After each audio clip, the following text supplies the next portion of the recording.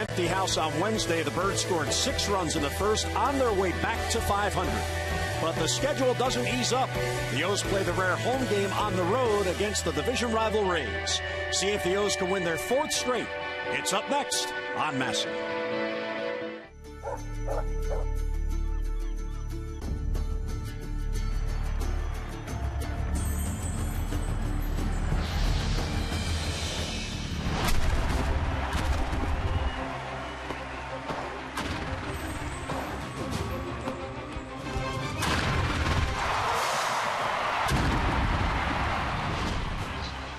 It's the Orioles on Masson from Tropicana Field in St. Petersburg. It's the Orioles and the Tampa Bay Rays tonight, the opening game of a 3-game weekend series.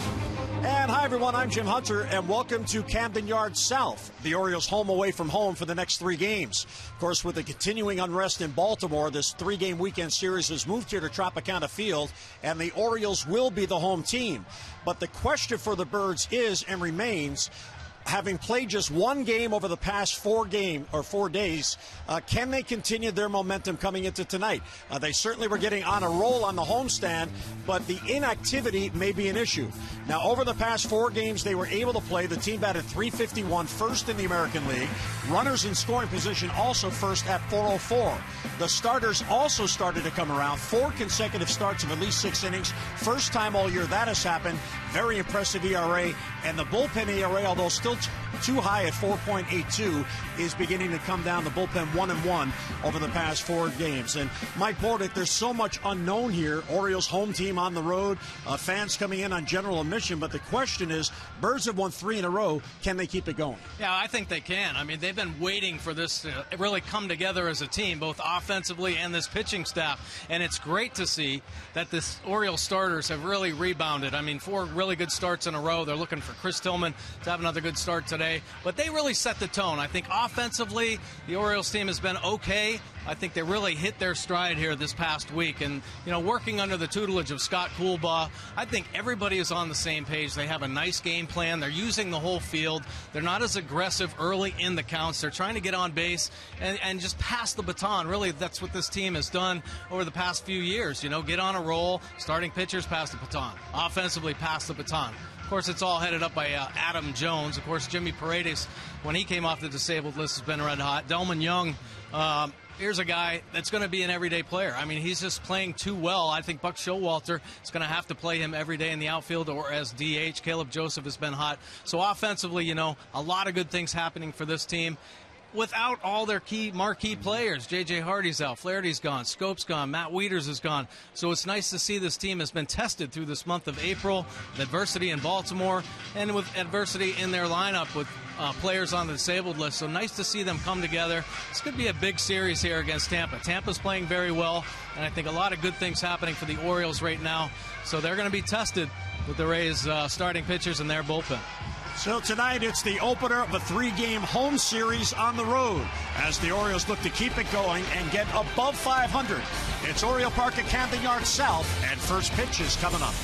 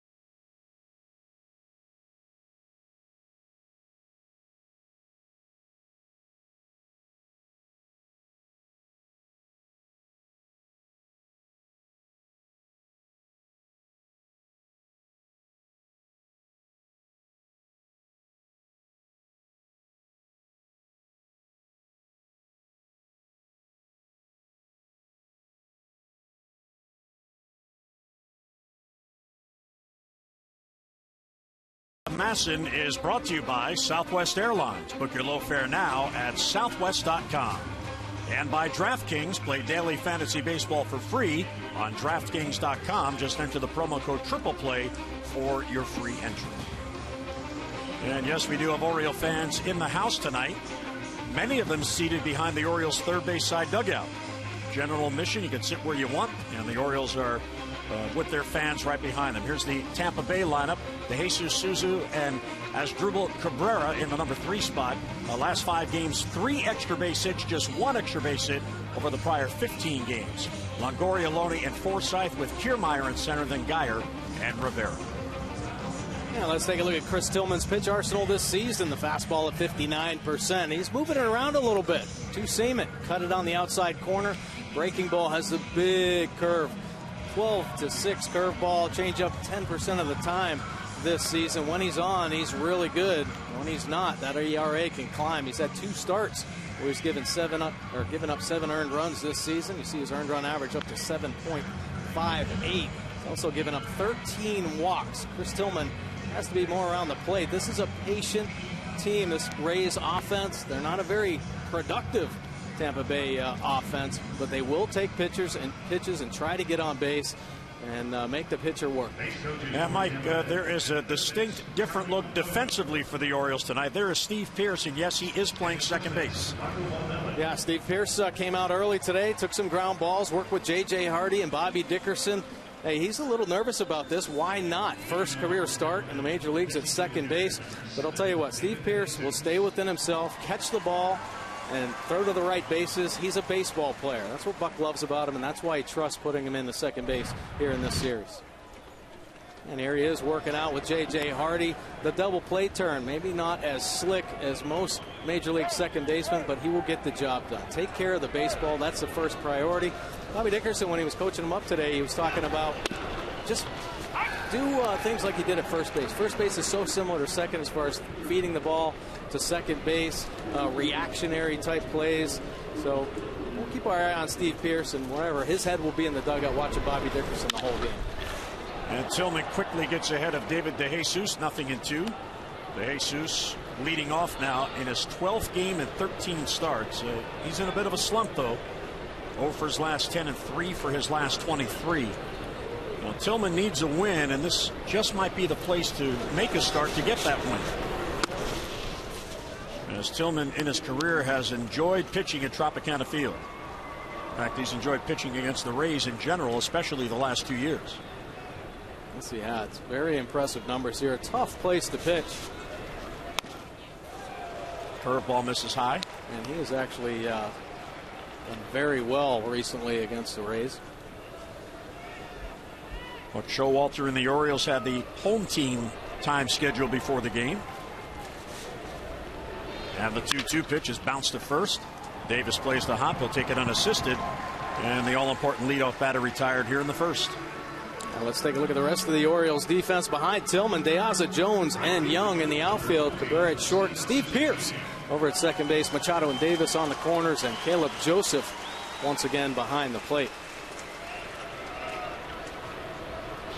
And here is Steven Souza, the former Nationals prospect, came over in that big 3-team trade this past offseason. 26-year-old. He was the Nats' third-round pick back in 2007. There were 10 players in that trade between San Diego, Tampa Bay, and the Nationals. And Souza came here to become an everyday outfielder. Will Myers left Tampa Bay and went to San Diego. Yeah, and he's done a lot of good things for this team. They've had so many young players. Rookies helped them to this 12-10 April start. And he's one of them. I mean, he's got power potential, runs the bases very well. Making his adjustments in the outfield here, I guess early on it was tough playing in the Trop with the roof, picking up the baseball. More experience will help him there. Curveball just misses. Souza leaning in. First, Tillman coming off a loss in his last start, and that was a week ago yesterday. So he certainly has had rest. In fact, he may be too strong here tonight. Well, he likes that extra rest. You know, when he has 6 or more days rest in his career, he's had 26 starts. He's been like 13-3. .352 earned run average, so a little extra rest. And I think here in the early going, this might benefit Tillman really to get him rolling and be more consistent. We talked about his first 4 starts of the season. He had a great opening day here in Tampa where he came away with the win, but then a rough second start, pretty good third start, then a really rough fourth start. So trying to get more consistent. I think that's what this whole team is looking for, more consistency from their offense and their starting pitchers. And they get Souza on the off-speed pitch. He chases and swings through it. So 2 outs on the first strikeout for Chris Tillman. A real good pitch here from Chris Tillman. This is more of the slider. Throwing it hard, 86 miles an hour. There's a nice tilt finish at the end. Get that big second out.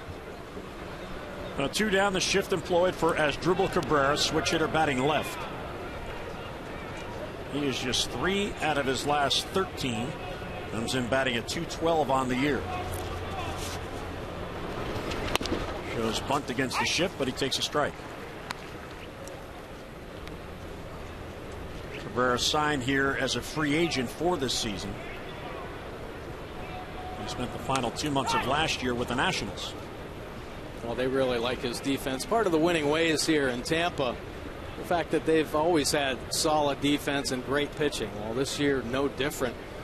So many people had the Rays picked at the bottom of the basement in the American League East, but sure enough, their pitching and defense has got them over 500 in the month of April, and veteran shortstop Cabrera really stabilizing things defensively for this team. There's Kevin Cash, their rookie manager, just 37 years old. This ball's lying to left field. On the run is Diaz, and he runs it down for the out. Nicely done by Alejandro Diaz. It takes an extra base hit away from Asdrubal Cabrera. So Tillman has a 3 up, 3 down, top of the first. We'll head to the bottom of the first. The O's on the road at home will come to bat, no score.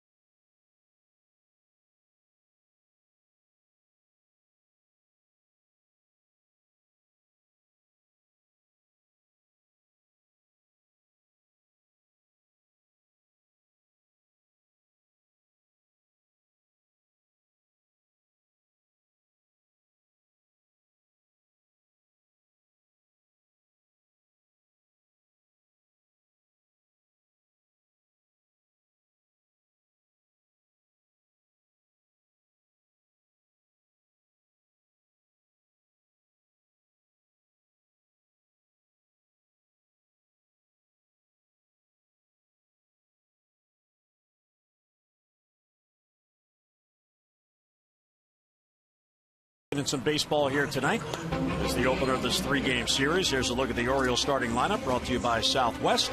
Book your low fare now at southwest.com. For the O's, Diaz, Paredes, and Young with Adam Jones in the cleanup spot. Chris Davis will bat 5th.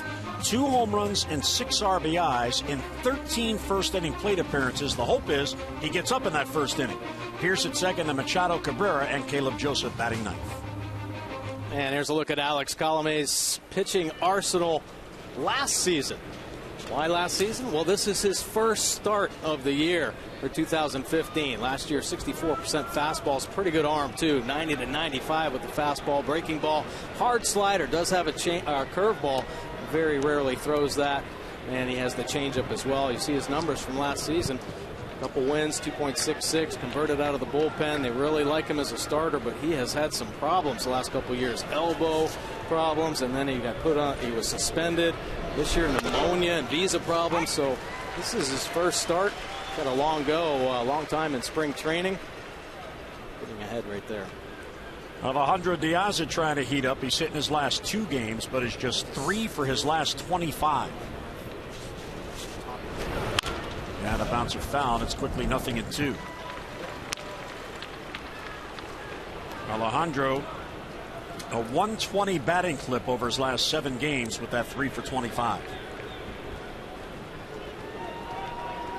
He has never faced Colomé in his career. Colomé 26, still classified as a rookie. And a good fastball, but it misses outside. Yeah, rookie. This is the Rays' 11th rookie to play this season. Pretty impressive. I mean, a lot of young talent on this team, getting a lot of looks throughout their organization from some of their young players. And you're looking at the future here, and for them to get off to a good start in the winning ways bodes very well for some of their young players. Well, there's a strike 3 call or half swing. Piazza certainly didn't pick up the pitch, and he's down on strikes 1 away. Yeah, good fastball on the outside corner.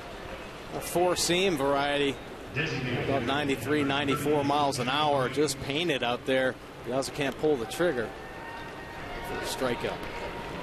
Mike talked about Colomé in spring training. He was expected to be in the rotation as Paredes comes up, but he came down with pneumonia. And in fact, he spent 6 consecutive days in the hospital from March 12th through the 18th. And a good fastball by Paredes for a strike. And since then, he has been rebuilding his strength. He did work 4 rehab starts, a couple in AA, a couple in AAA. But this is season debut for the Rays. And most pitches he threw in his rehab start, 77 pitches. So it's about right. He can make that steady climb. I wouldn't think he'd get up to 100 pitches in this ball game, but a lot of it just depends on how he feels and the situation in the game. Paredes up there from the left side. He's batting .385 since coming off the DL and fouls it straight down at the plate. Paredes took an 0 for the other day, but still was 8 for 19 on the homestand with a couple of home runs and 7 RBIs in the 4 games. Yeah, such a dangerous hitter. Switch hitter, has great plate coverages. If you work him away, he's going to shoot the ball to left field. You mess around on that inner third, and he's got good power. He can yank you out of the ballpark. Colomé got ahead of Piazza. He's ahead of Paredes. And a bounce at first, backing up on it Loney. That's a fair ball. And Colomé gets over there in time, and 2 men down as Paredes is retired.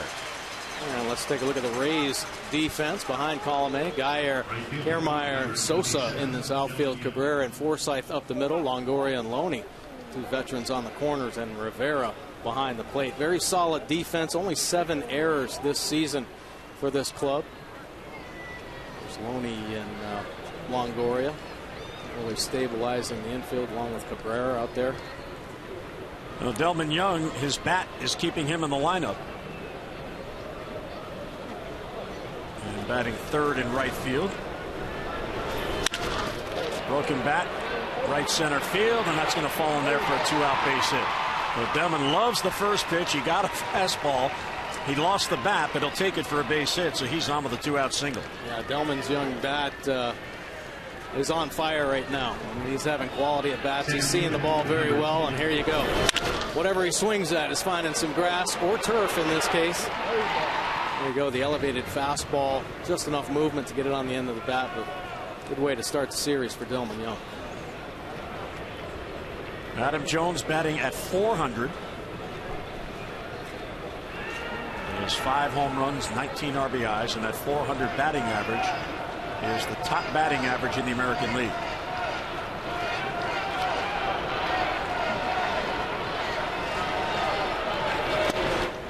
And a swing and a miss. We'll look at fastball there and didn't get it. All right, now here's a question. Adam is batting .459 in home games. Best in the league. Yeah. Does that apply? Yeah, of course. He's got his whites on. It applies if he believes it, right? Best batting average in the American League at home. And Colomé gets ahead 0-2. And trying to get a little movement there. A couple sliders. That one stayed on the plate and backed up. And we've seen Adam Jones here in the first month just crushing mistakes on the plate. Going to throw sliders. I have to try to bury him down in the dirt. Now that is Colome's go-to strikeout pitch, so you will see some sliders down for the rest of this at bat. Ahead 0-2 is Colome. And Adam gets a piece to stay alive. Now Adam has incredible plate coverage. 93-mile-an-hour fastball there off the plate. Just too close to take a chance. Nice job keeping the bat alive there. He's getting a piece of it. Talk about maturity. Adam Jones, one of the best all-around players in the game right now, but looking at him in the batter's box looks like a different type of player. Very calm, lowering his strikeouts this season, using the whole field. Power's there. Young with a small lead off first. And it's bounced to shortstop. Glove there by Cabrera. He'll take the short throw across to get Adam Jones, and the inning ends. Base hit and a man left. We'll head to the second at Tropicana Field. No score.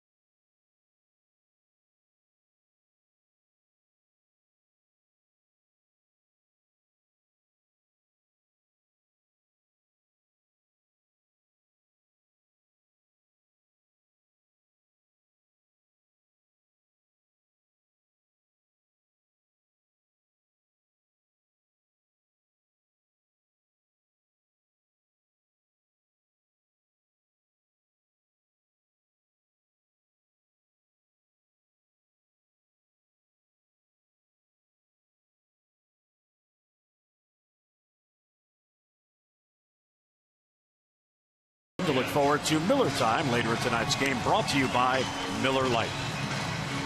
Tropicana Field in St. Petersburg. The game's moved here. Our thoughts and prayers are with you, Baltimore, in the state of Maryland there. And they certainly are. A tough time for the city of Baltimore right now. Actually, the whole nation. A lot of protests going on. Voices are trying to be heard. Evan Longoria leads off for Tampa Bay, top of the second. And Tillman gets ahead. Longoria in the road Grays in his home ballpark, 3 for his last 13. And closing in on 1,000 hits for his career. He is at 997. Well, he was probably pretty happy to be facing Chris Tillman here in this game, because he's pretty much owned him throughout his career. Close to 400, 389, and 36 career at bats. 14 hits. He has 6 home runs off Chris Tillman. And the only home run he's hit this year, opening day here against Chris Tillman. That was Tillman's best start. This ball's hit to left field. There's Diaza, and he's got it for the out. Well, Alejandro's been tested twice, and he is 2 for 2. Well, the Orioles are back home at Camden Yards on Monday, May 11th. They'll begin a stretch of play that includes 17 home games over the span of 21 days. First up, a 3-game series against the Blue Jays, and then a 3-game series against the Angels. Now, good seats still remain for all 4 games throughout the month. Now, show your Birdland pride and come on out and welcome the team back to Oriole Park. For your tickets, just get online, Orioles.com, or call 888-848-BIRD. James Loney will take a ball. There are some fans, Mike, on Twitter that are trying to encourage as many Oriole fans as possible to come out to that game on Monday, May 11th for basically a second opening day, if you will. And I think that's a great idea. It would be great to pack the ballpark on that Monday night with Oriole fans to welcome the team back to Camden Yards. And it's great to see fans are setting the tone for that. Sure. I mean, really, that's what it's all about anyway. And you know how much sports in Baltimore really energizes the city and brings a positive feel. And I think that's a great way to really get it going again. Showalter with Richie Bancells on the Orioles bench, third base side. 2-1 the count on James Loney. And a little low, ball 3. Good pitch right there from Chris Tillman. Nice start mixing in his off-speed pitches for strikes. He's been aggressive in the zone. Just falling behind a little bit to Loney. Good hitters count here for Loney. See how Chris Tillman attacks him. High pop-up, shallow left. There's Diaza. And he's got it for the out, and 2 men down. And now Never Stop Improving, brought to you by Lowe's. The Orioles and the pitching here, starting pitching especially, has excelled at Tropicana Field. It sure has. Since 2014, the team record at 8-4. Starters 4-1 record. Look at that earned run average, 3.07. And sitting just 238. Yeah, they love pitching here. Why? I do not know. Very fast infield. Park plays pretty big. Maybe that's why they like a bigger outfield. For one reason or another, this has been one of the toughest places to win for visiting teams, but the Orioles starters have felt comfortable here. 2 outs, nobody on. Logan Forsythe is up, and a bouncer foul down the third base line, so it's quickly 0-2. Tillman has started off the year alternating wins and losses. He won his first start, lost his second start, won his third start, lost his last start, so he's in line for a win tonight to keep that going.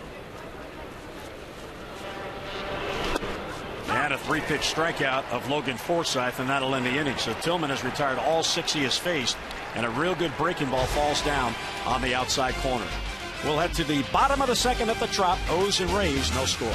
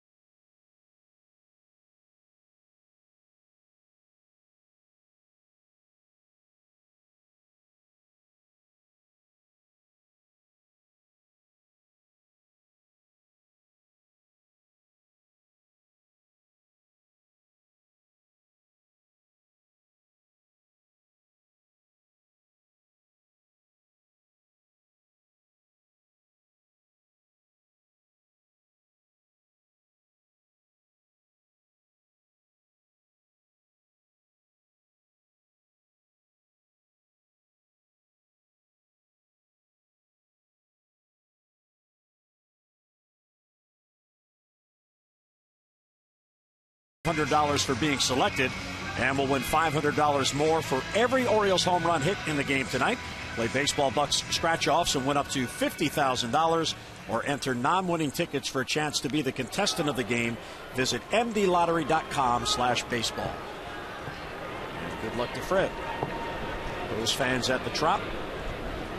No score as we go to the bottom of the second. Looking up at the roof. Yep, the outfielders certainly pay attention to that. Here's Chris Davis. Pierce and Machado will follow. Colomé allowed a 2-out single, but no runs in the first, and the fastball misses high. Well, Davis is all kinds of hot right now. He's hitting 4 straight games. He has an RBI in 4 straight games, and he has 3 consecutive multi-RBI games. Didn't mean to swing, and he fouled it off. Yeah, Chris Davis on a nice wave right now of offensive production, seeing the ball very well. He's cut down his strikeouts here in the last week. Look at the Orioles hitting coach Scott Coolbaugh, who's out here early again working with his guys. The hardest working hitting coaches I've seen, constantly on the field. You know, and the players have completely bought into his philosophy. Obviously being ready to hit, but I think it goes much further than that. Obviously having a good game plan, sticking to your plan. Chris Davis every day is working with Coolbaugh. If he isn't out for early BP, his first 2 rounds he's just taking the bat head to the baseball. He's spraying it around the field. And Chris Davis is a really good hitter, and we've seen here this past week when he's hot he uses the whole field, and he's got incredible power to all fields. Patient at bat here, works the count to 3-1. And a real good rip there, and he fouls it back. Colome can be tough because he's effectively wild. He doesn't have great command of any one of his pitches. He has a real live arm, though. That power fastball that he kind of spray paints around the perimeter of the strike zone. But his off-speed pitches are a little bit inconsistent. And that's, I think, what makes him so effective. And he comes back to get Davis, fools him on the off-speed pitch. Second strikeout for Colome and 1 away. So a couple good fastballs, and this probably is not the slider that he wants to throw. It's a mistake basically right in the middle of the plate, but it just surprises Chris Davis and locks him up. So Davis down on strikes, 1 out, nobody on. And here is Steve Pearce, who is getting a start tonight at second base for the first time in his baseball career. I asked him before the game, you ever played in college? Nope. Never played in the minors? Nope. Yeah, I actually was talking to Buck too about this, and he said, well, in high school though he played shortstop, and most of the good baseball players play shortstop, so that means there is some athleticism there, and we've seen Steve Pearce be athletic at first base and in the outfield, but it's a little more challenging up the middle of the field. A lot more things that you have to pay attention to, the situations of games or positioning. So you know, they'll be watching him. Right field, and on it is Souza, and he's got it for the out. May have been caught in the lights there, but Souza stuck with it. And there's 2 quick outs here in the second. Let's get a look at our Jeep inside the numbers, comparing the Orioles last year to this year. Yeah, well, 500 teams both last year and this year. Take a look at their batting average, though. Much higher here in 2015. The OPS higher, obviously. What's surprising, the home runs. Last year, Nelson Cruz was whacking them out of the ballpark. This year, 29. So much more well distributed. Runs per game up. Team ERA and the starters ERA a little higher than they'd like, both last year and this year in the month of April. It seems like things are starting to calm down a little bit on the pitching end. Manny Machado's been a nice story here in the early going. The power, 4 home runs in the month of April. Started off really slow. That batting average climbing up to 254 now. Boy, does he feel good at the plate. Seeing the ball well. It's a nice quiet take. Hard slider down and away. He talked about his legs being so much stronger when hitters have a base underneath them, just like fielders or pitching. If you don't have a solid foundation, if your legs aren't strong, if they're beat up and injured some way, you're not going to be as successful. His legs feel really good right now. And he told me this afternoon, he said that's why he's feeling so good at the plate right now. Just a nice, strong base. Well, he went 6 for 16 on the homestand, and over his last 9 games, batting at .394 with 3 home runs and 8 RBIs in those last 9 games. You'd love that average, that ratio. 2-1 the count on him. 2 outs, nobody on. Pitcher's in command early on here. And a good eye, ball 3. There are so many Orioles hitters that are so quiet in the box right now, and it just makes a pitcher wonder, what the heck am I going to do? There's no tell, there's no leak on the front hip. It's not pulling off the ball at all, staying true and quiet.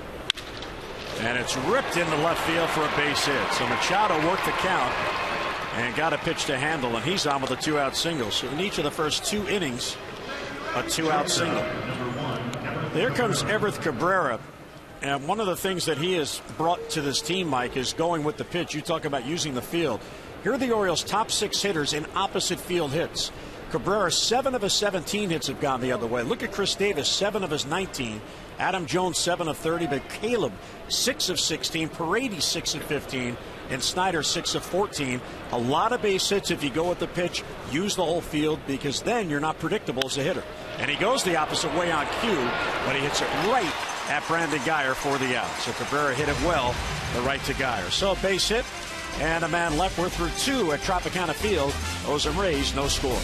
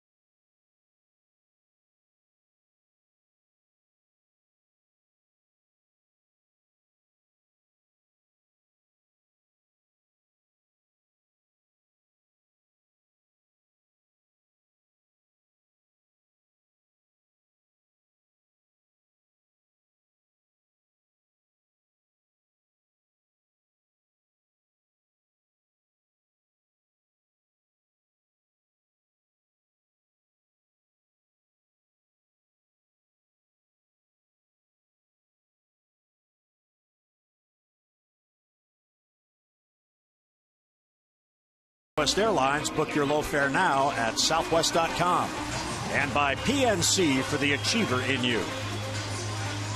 Beautiful day in the Tampa Bay area today. It was in the mid-80s, lots of sunshine. Buck Showalter and his team inside the climate control conditions of Tropicana Field. Chris Tillman back at it. And he's retired the first 6. Here's Kevin Kiermaier, the number 7 batter. Guyer and Rivera will follow. You see Kiermaier's batting average of 306, but boy, did he start off on fire against the Orioles. The opening series came out of there with some big offensive numbers, and been able to ride that through the month of April.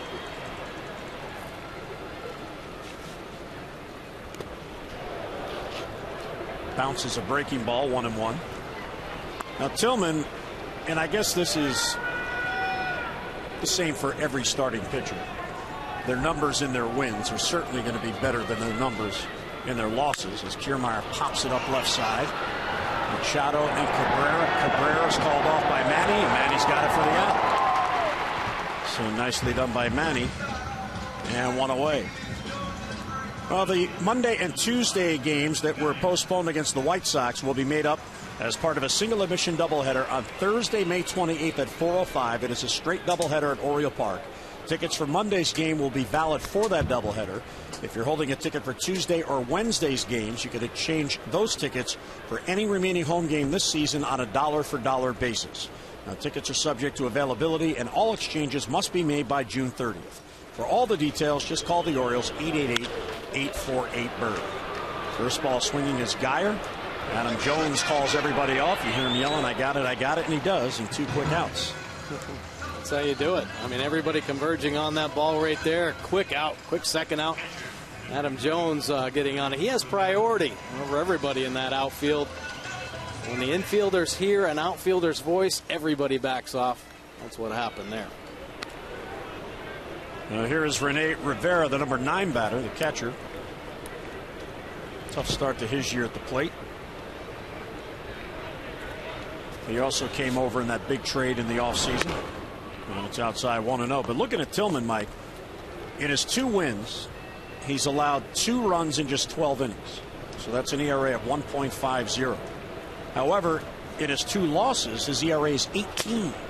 He's allowed 14 runs in just 7 innings.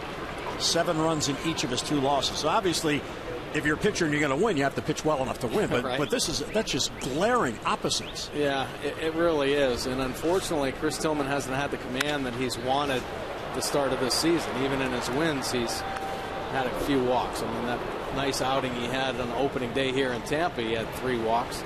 That last start against Toronto, 5. So being more consistent there, I think, in his wins, and why Chris Tillman has really been able to be so successful the last couple of years is because he has this ability to minimize the damage. Now, in a couple of these early season losses, he hasn't been able to escape that. A couple walks have hurt him, then it's a mistake with a big pitch, and the guy hits it and runs crossing the plate. So, you know, that his earned run average would be lower. There was a scoring change in one of those 7-run affairs. So, you know, Chris Tillman's going to battle. When he has his good stuff, he's probably one of the best right-handers in the game. When he doesn't have his good stuff, he battles and grinds through and tries to give his team as much a chance to win as anybody. And he got him. Came off speed down and in, and Rivera couldn't reach it. 3rd strikeout for Tillman. 9 up and 9 down. Good strong start for the right-hander.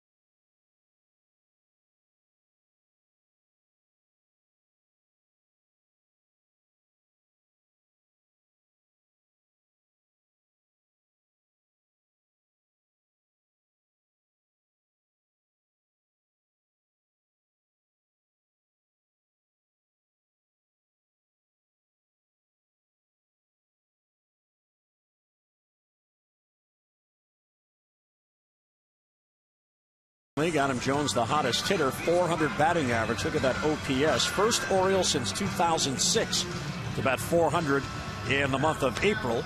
And, of course, that hitter was Miguel Tejada, who batted 422 that year. The Royals topped the AL Central. They're outscoring their opponents by 45 runs. How about that? Royals' largest scoring margin in a calendar month since 1980. And T.J. House, he probably like that we don't mention this.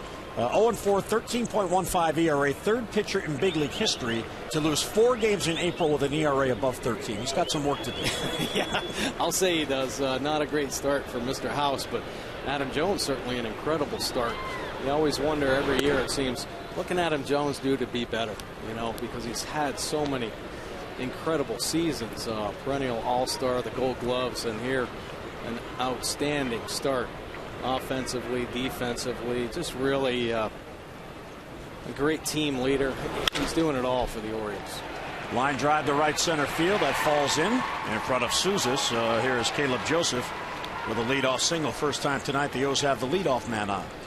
Well, when the Orioles win, everybody wins, because when the Orioles win and score 5 or more runs, you'll get 50% off regular menu pricing online orders at papajohns.com by entering the promo code Orioles5. Better ingredients, better pizza, Papa John's, valid at participating Baltimore area Papa John's. Well, Caleb with a base hit is 17th on the year, and on cue, as we showed you earlier, he goes the opposite way. Yeah, beautiful swing.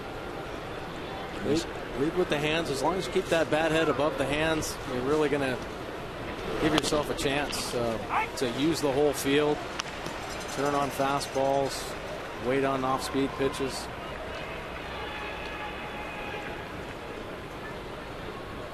Diaz struck out his first at bat, falls behind 0-1. Now, whenever the Orioles come to Tropicana Field, there's always a lot of talk about, do you like to hit here? Is it bright enough? As Diaz fouls it back, and both Steve Pearce and Diaz talking at the cage before the game, and they both said that actually it's harder to play defense here than it is to hit here, even though they both agreed it's a much better pitcher's park. And Diaz has already had 3 balls hit at him, and 2 of them are line drives, which are really tough because not only do you have the roof you just saw, but the lights are lower here. Yeah, very, very tough park to play defensively. And I think even on the infield with the turf and then the dirt, it can be really hard to get true hops. You have to stay aggressive. If you wait on balls, you're going to get eaten up here. Try to get that good hop and attack it.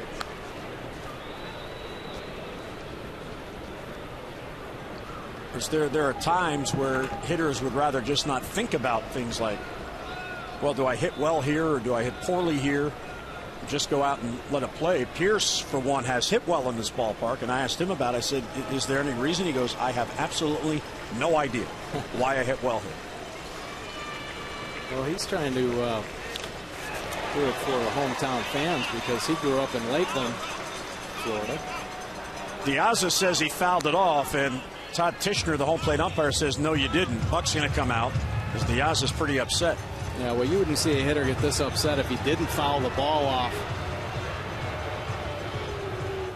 Pretty hard to tell, possibly right off the end of the bat.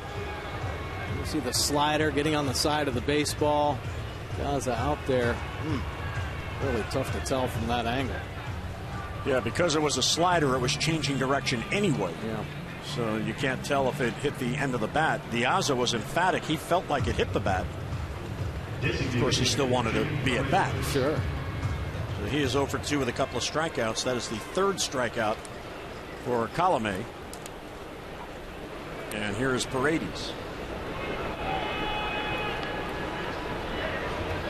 Jimmy grounded out the first, his first at bat. He has been getting pretty much regular starts at the DH spot since coming off the DL. Buck Showalter has been utilizing both Paredes and Delman Young. They're hot, so why not leave them in the lineup? Well, it doesn't. You don't have to do a lot of figuring out. When you have a hot hitter, you want them in your lineup no matter where they are. Buck is great about matchups. He's great about finding out what stadium a guy is hot at, where he feels comfortable. If a hitter is swinging the bat, it doesn't matter where they play, who's pitching. You see the ball so well, and Paredes, ever since coming off the DL and getting back here to Baltimore, he has just been on fire.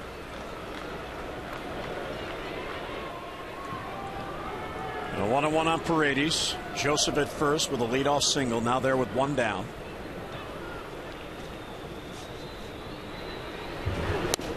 And a good take as that one sailed down and in. Matt Wieters back with the team today. Made the drive up from Sarasota, where he's continuing his rehab from the Tommy John surgery. Jonathan Schoop is here. Wesley Wright is also here. So they're back with the fellows. Yeah, it's great. Great to see. I know a lot of players, if they're on the disabled list, it's hard to come back and just hang out with your team. You know how hard they grind, and in the season they don't want to be a distraction. But I think everybody appreciates them being back in the clubhouse. Can't wait for them to come back and help this team. Joseph measuring his leadoff first.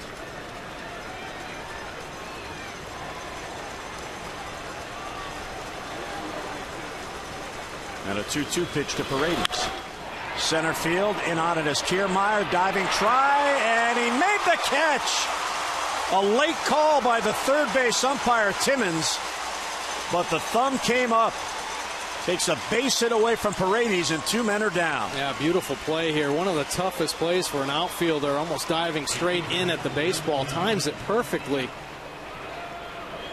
Kiermaier can cover some ground out there for the Rays. Great speed. Fine play there for the second out. And Paredes denied. Here's Delman Young.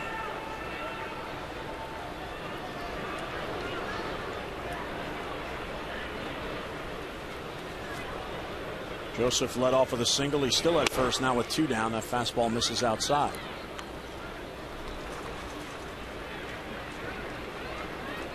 Here's Delman, a former Ray, their first-round draft pick. In fact, he was the #1 overall pick when Tampa took him.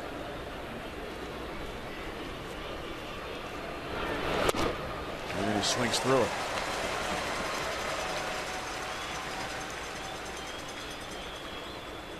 See Manny and Jonathan Scope getting back together. He's got his buddy back. Yeah, exactly. Manny was so happy today, and JJ's around, getting his work in today. Yeah, JJ's getting closer and closer. Weak ground ball right back to the mound. Colomé has it to get Young, and that ends the inning. So leadoff single. Joseph left stranded at first. We are through 3 at Tropicana Field. Tillman and the Rays, no score.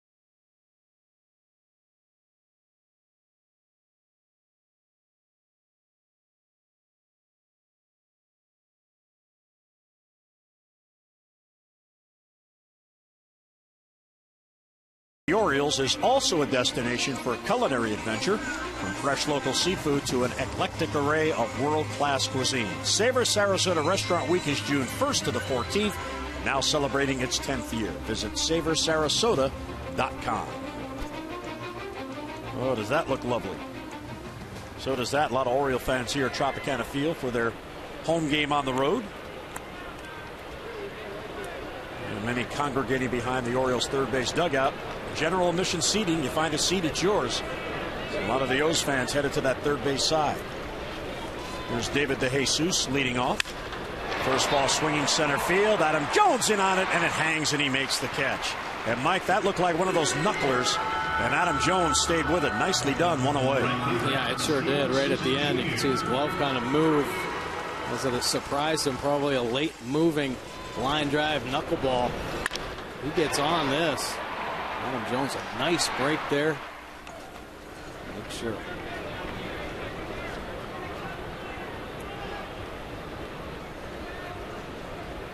And 10 in a row retired by Tillman to begin the game. Here's Steven Souza. Swings through it. Good call there by Caleb Joseph. He had a hitter looking fastball, and he swung anyway. Well, it was a great pitch. I mean, nice call, but you have to execute, and that's exactly what Chris Tillman did. Right at the bottom of the zone. Beautiful change. Tillman has 3 strikeouts over 3 1/3 innings. Looking for his 3rd win of the year.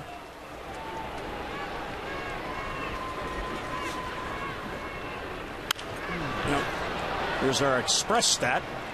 And Chris Tillman, as the game moves on and as the pitch count elevates, the batting average goes up. Yeah, typically when pitchers start to tire, you will see that. And a lot of times it's the 2nd or 3rd time through the order. And obviously here by the numbers, it's a little bit tougher as it goes on. 31 through 60 and then 60 on. That batting average way up over 300. Express stat by Express Care, a LifeBridge health partner. For locations, visit whywaitintheer.com. Souza goes down twice against Chris Tillman. Looking for something else there. Backdoor fastball works itself back over for the second out of the inning. Well, when you're looking fastball in the first pitch and you have a weak, wild swing, you have no idea what he's going to throw you ahead in the count. Pitching a little bit backwards right there. Nice job mixing it up. And a little high.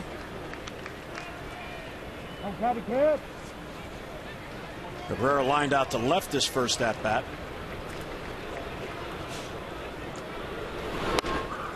Inside. Modified shift on against Cabrera, switch hitter who's batting left. Cabrera, the shortstop, is on the shortstop side, but shading up the middle. And Manny well wide of the bag at third. This is badly outside for ball 3.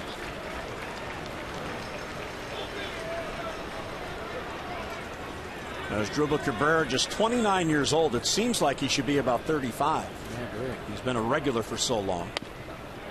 He was signed out of Venezuela by Seattle in 2002. And then he was traded to Cleveland when he was in AAA for the Mariners, June 30th of 2006, for Eduardo Perez, who retired at the end of that year. And the Indians had a shortstop for quite a few years to come after that. And there's the first base runner allowed by Tillman. There's a 2-out walk. Yeah, fine defensive player. They're showing some good patience. We talked about this patient Rays offense. They might not be putting up a lot of offensive numbers, but they'll take a walk. They have, they're 5th in the American League in walks with now 80. Longoria lined out to Diaza, his first at bat.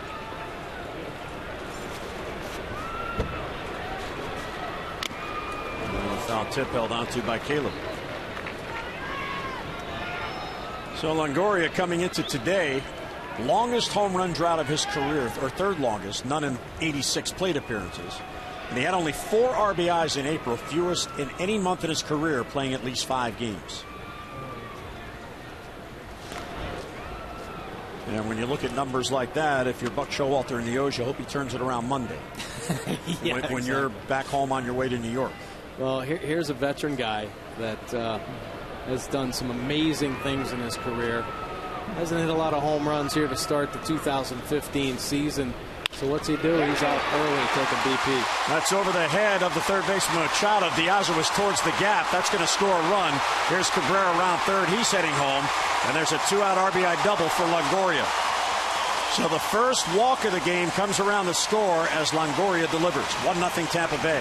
Now Longoria continuing to do damage against Chris Tillman. Picking up a double here. This is a fastball in off the plate.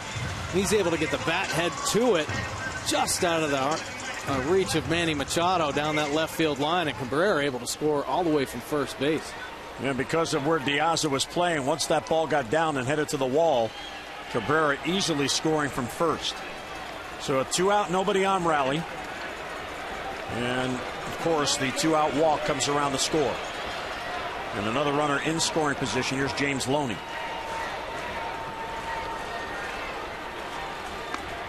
Outside for ball 1. Loney flied out to left his first at bat. This is an area that the Rays have really struggled on the year, hitting with runners in scoring position. They are 13th in the league with a batting average of .213. Tillman trying to keep this a 1-run inning. Now the Rays have won a lot of ball games this year, very low scoring ball games, much in part due to their pitching and defense. Now they're a hot team. They have won 6 of 8 overall and 5 in a row in this ballpark. Just missing inside. See James Loney power zone, hitting well over 300, 1 home run this season. But he has great plate coverage. Make a mistake in the middle and he'll do some damage, but primarily a doubles hitter, hits for average, and he's put up some good numbers here since coming over to Tampa. Off-speed pitch misses outside. That power zone was interesting. Loney, a left-handed batter, he really likes it right down the middle. Normally the left-handed guys for power like it down and in. Yeah, down and in. Typically that's their bat slot. The 3-1 on Loney with Longoria on second with 2 down. And a strike on the corner. Good fastball right there in the hitter's count. I mean, that is a pitcher's pitch. Take it to a full count.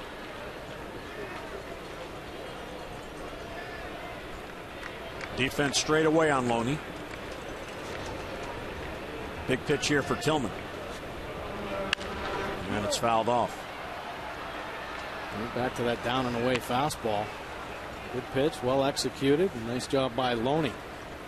Pretty good battle here with 2 outs and an opportunity here for Loney to drive in Longoria. Stands out at second base. See the pitch track working away. In a little bit for show there, but this could be a surprise attack in there after so many pitches away. That's one lifted to left field, and that's a base hit. Here's Diaza up throwing, and not nearly in time, sliding in Longoria. So back-to-back 2-out hits to drive in runs, and it's 2-0 Tampa Bay. A pretty good piece of hitting right there by the veteran James Loney. Waiting on the breaking ball, shooting it the other way. That's a hanging breaking ball, but it's out on that outer third. 3-2 count after 2 fastballs down and away. And you think you might get him, might trick him with the 3-2 breaking ball, but no, he shows great patience. Let that ball travel and picked up a big RBI. Tillman retired the first 11 batters. Cabrera drew a 2-out walk this inning, and since then back-to-back RBI hits. Logan Forsythe now called out on strikes his first at bat.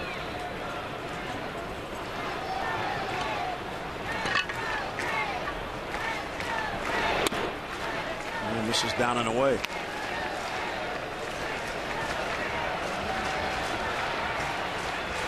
One of the problems for Tillman on the year has been base runners allowed. That's how you measure the starter's effectiveness. And in his first 4 starts, Tillman had allowed Mike 35 base runners, and 16 of those scored. That's an average of 16.5 base runners per 9 innings. And for a real good starter, as Tillman is, that's usually down around 10. Yeah, he's had his trouble innings for sure. Way too many guys on base, and the free passes certainly don't help. Hard hit ball, diving stop by Manny, gets up, throws across it, he got him. Manny Machado with an outstanding play to his left. That ends the inning and keeps it to a 2-run inning. Orioles getting set to bat in the bottom of the 4th. Machado with another defensive gem to end the inning.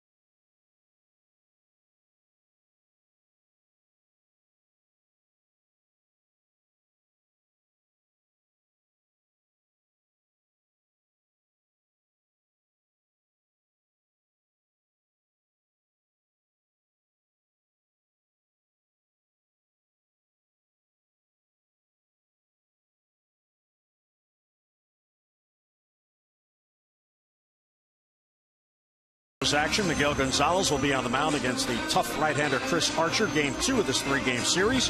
Our coverage on MASN 2 begins at 6:30 with those extra presented by Jeep. And then game coverage at 7 o'clock. We've got all the access you need right here on Masson. Take a look at tomorrow's starters. Chris Archer, he has been unbelievable this season. .84 earned run average. Last time he's given up an earned run, opening day, when Steve Pearce took him deep in the 6th inning. Miguel Gonzalez is off to a good start himself. 2-1 with that 3.42 earned run average. And the way the starters for the Orioles have come around, I think they're just going to ride this wave. We saw it happen last year. Started the first week in June, and it didn't stop. Well, the Orioles now down by 2. Here's Adam Jones against Colomé. And a strike right there, 0-1. Davis and Pearce will follow. Adam grounded out the shortstop to end the first, trying to extend a hitting streak to 6 in a row. He has had an amazingly consistent start. Hits in 16 of the Orioles' first 20 games.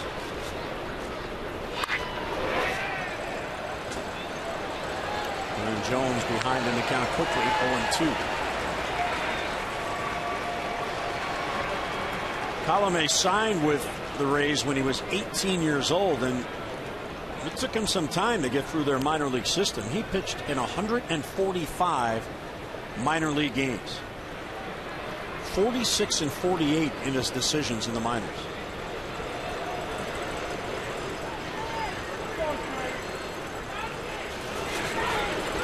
And that shows you what this organization is all about, and you talked about it. They grow their own pitchers and develop their own pitchers, because when their pitchers become stars and become too expensive, they have to be traded, or they leave as free agents. There's Jim Hickey, the pitching coach. And here Colomé at the age of 26. It's parts of 3 seasons, but because he has been here so infrequently, he is still a rookie. Right. Yeah, and I think with some of the troubles he's had with some injuries and then the suspension, and of course this spring, not able to log the amount of innings that they would have liked. And Adam Jones goes down on strikes on a big breaking ball down and away. That is strikeout number 4. Yeah, doesn't throw a lot of curveballs, but why not try to break it out against the game's hottest hitter? Beautiful pitch down in the dirt. That's exactly where you want it. You see Rivera setting up down there, executes it, and we'll get the first out of the inning.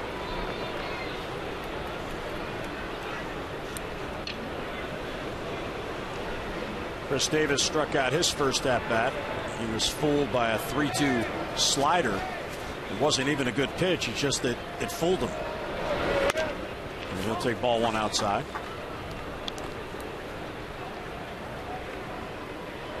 Tampa Bay starters have the second best ERA in the American League. Combined, they're at 3.49. And that's how they're in so many games that are low scoring games. Their starters keep them in it. Which is pretty amazing, considering they lost most of their starters due to injury. And Smiley went down with tendonitis. They lost Cobb with forearm strain. Matt Moore had Tommy John surgery, so he's not coming back till the middle of the summer. They, like the Orioles, a lot of injuries, but the guys have stepped up. I think Archer talked about his great start to the season. Has certainly helped stabilize the staff. Odorizzi's been doing a nice job, and so has the rookie Carnes. So they have more quality pitchers waiting to come in when they start. And speaking of Moore, there he is, lefty. They say this guy Matt Moore, he had a really good fastball, and they say sometimes Tommy John surgery, guys come back throwing harder, which could be not good. A little bit low, good take, 2-2. That's one thing with Chris really coming on. You notice the takes and how he's really looking over pitches. Yeah, so many of the Orioles hitters have been very quiet and patient in the box, letting the baseball dictate what they're going to do. They don't try to attack the baseball out of the pitcher's hand and let too much of their body go forward. Well, strike 3 call, fastball in the outside corner. So 2 outs in the inning. 5 Ks for Colomé. Well, Colomé starting to heat up himself. Beautiful fastball just painted on the outside corner to get Davis for the second time in the game.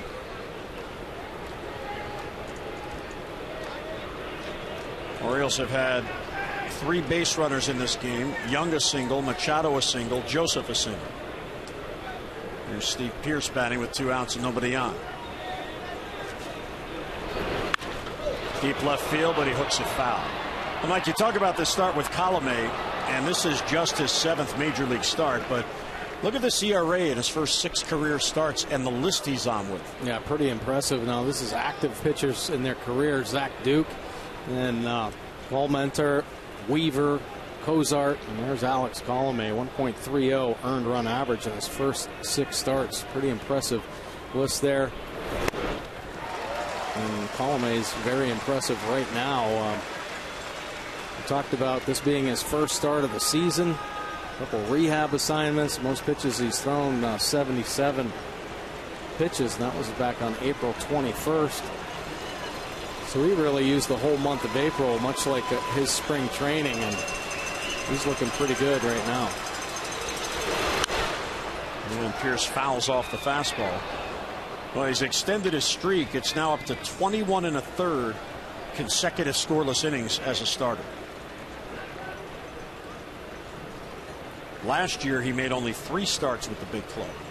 Mike mentioned the suspension for a steroid cost him 50 games. Now 2 outs, nobody on, and nothing in 2 on Pearce. Bird's batting in the bottom of the 4th. And he got him. Colomé, very impressive, strikes out the side. He has 6 in 4 innings, and Tampa Bay with a 2-0 lead.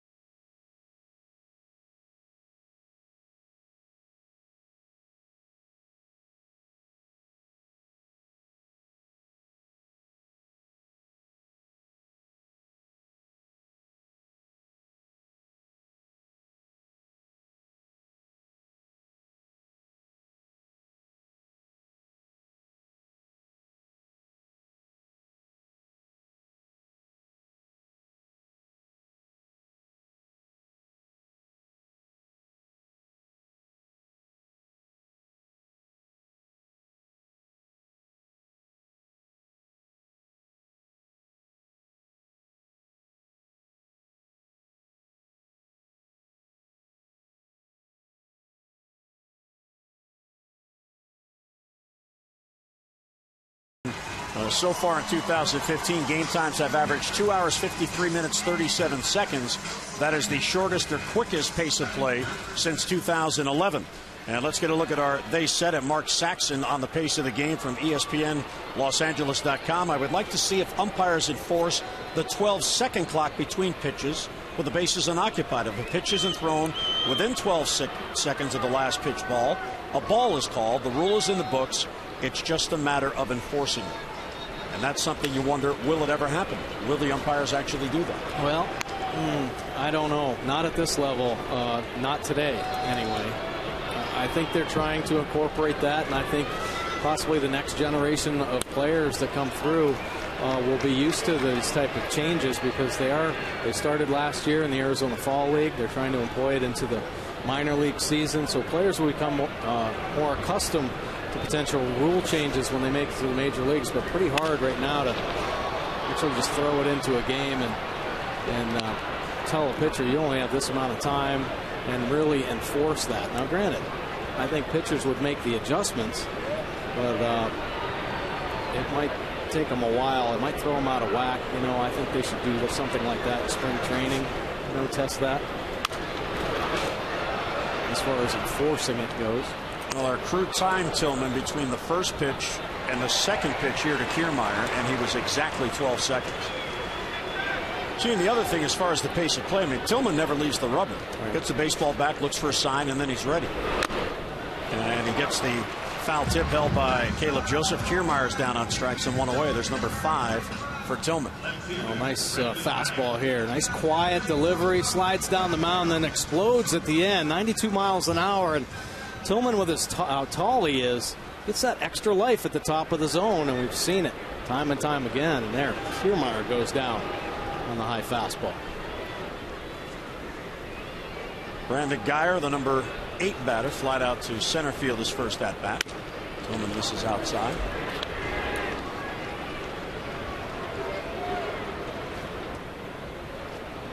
Guyer 0 for his last 9, batting average struggling to stay above 200.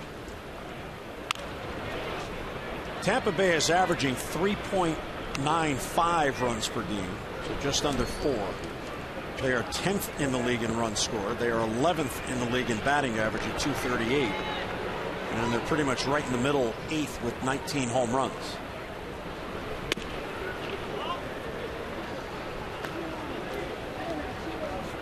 Tillman falls behind 2-1. He has walked just 1 in this game, but it was a 2-out walk in the 4th that led to the 2-run rally.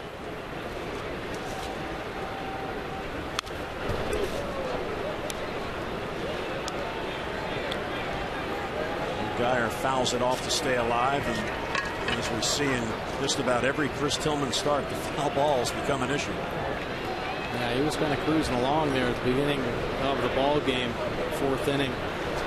More work, and now you're seeing more foul balls, and Tillman's pitch count moving up a little higher, 68 right now. Well, I've heard 2 theories about that. Foul balls prolonging at bats. One is the pitcher doesn't have finish to his pitches. But the other, and Buck Showalter talks about this quite a bit, another 2-2 foul back, is that the stuff is so good that there are defensive swings that enable them to get their bats on the ball, and they prolong it by fouling it off. Well, I like that theory. I think it might be a combination of both, but most major league hitters have pretty fundamentally sound swings. They're not going to do a lot of, especially if they fall behind, like Guyer is right here. He's just battling. He's staying a little shorter. He's fouling off some tough pitches, and you do what you can as a hitter, and that's what we've seen against Tillman. I think hitters, big league hitters, are tough to. If you find pitchers that swing and miss stuff, they're typically closers. I mean, we've got a couple guys on this team. Brad Brock has swing and miss stuff. But primarily it's a contact type staff, even bullpen. Put the ball in play and let the defense work behind you. There's 5 foul balls in a row, 6 in this at bat. Here comes the 9th pitch to Brandon Guyer, and he fouls it off again. Well, Chris Tillman's throwing him everything he's got in the book, and they're all quality pitches. I mean, there haven't been a lot of mistakes on the plate. He's working in, he's working out. You see the pitch track pounding that inner third. Last 2 pitches are 7 and 9. There, one was a slider. That last one a changeup down at the bottom of the zone. Oof. And this one swept to third. Tough play for Manny. Bare hand. He throws, not in time. Guyer legs it out for an infield hit. And that is it's an unfortunate break for Tillman there, because that was a nasty breaking ball. See Manny Machado getting the jump here. Guyer reaches out, so he's already getting momentum out of the box. He's flying down the line, and Machado senses that. And bare hand play. That's all he could have done to make it even that close. 6 consecutive foul balls kept the at-bat going, and then tops one for a 1-out single. Here's Rene Rivera, the catcher, struck out his first at-bat.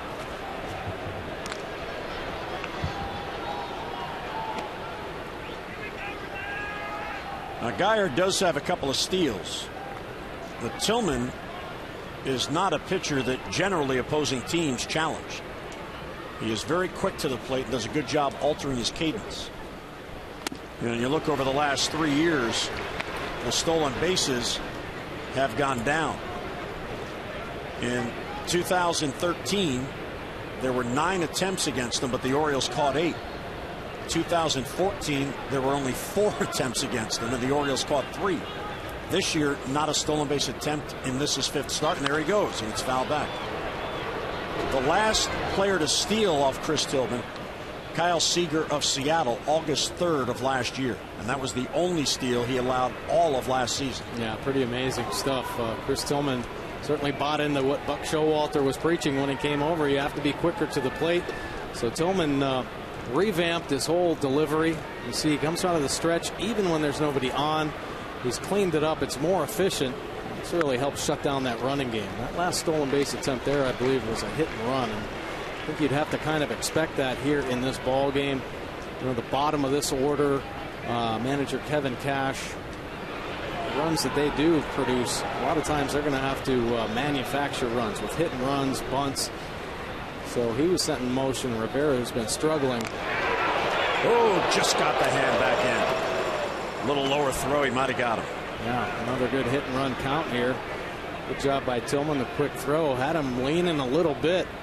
Throw just a little high. Ooh, pretty close play right there.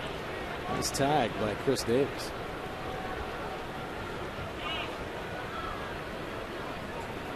A 2-1 on Rivera.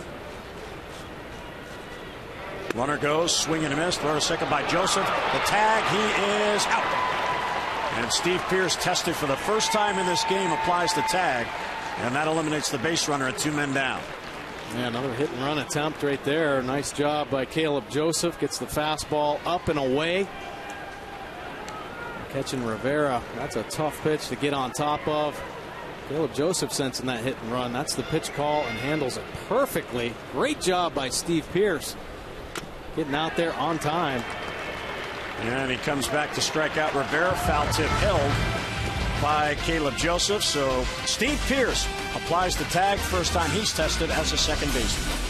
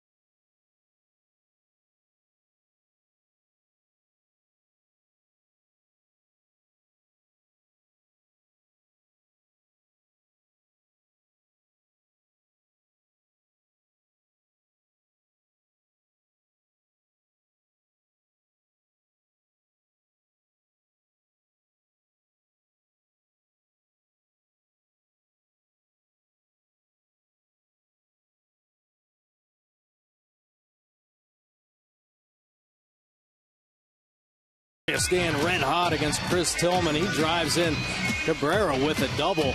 And then James Loney gets on the breaking ball. 3-2 count, and he'll drive home Evan Longoria. This is all in the 4th inning now.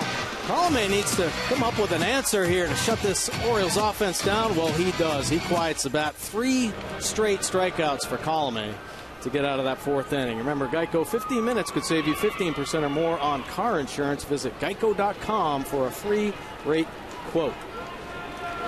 Colomé has 6 strikeouts. He's allowed 3 hits, all singles. And here come the Orioles in the home half of the 5th, trailing by a couple, lower 3rd. Manny Machado to get it going, singled his first at bat. Cabrera and Joseph will follow.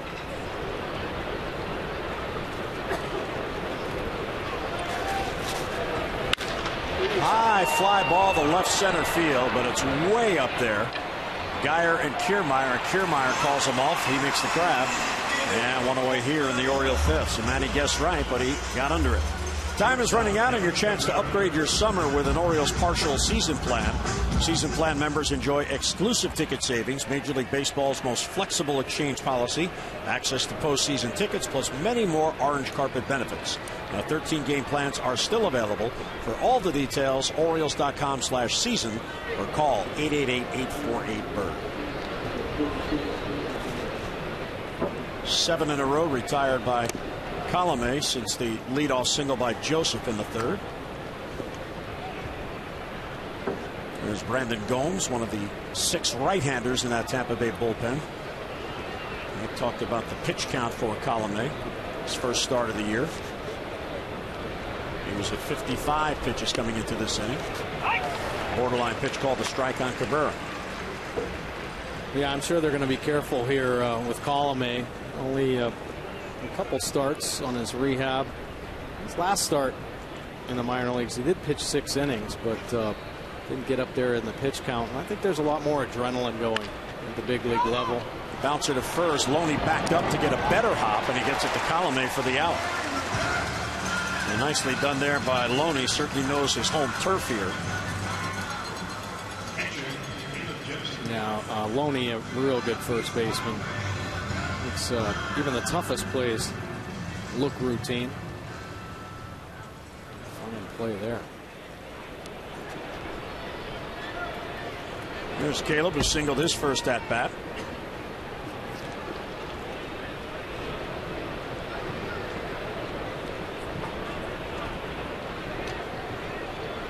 The Orioles have not had 2 men on in the same inning in this game, and only 3 base runners. Colomé has not walked a batter, just 3 singles.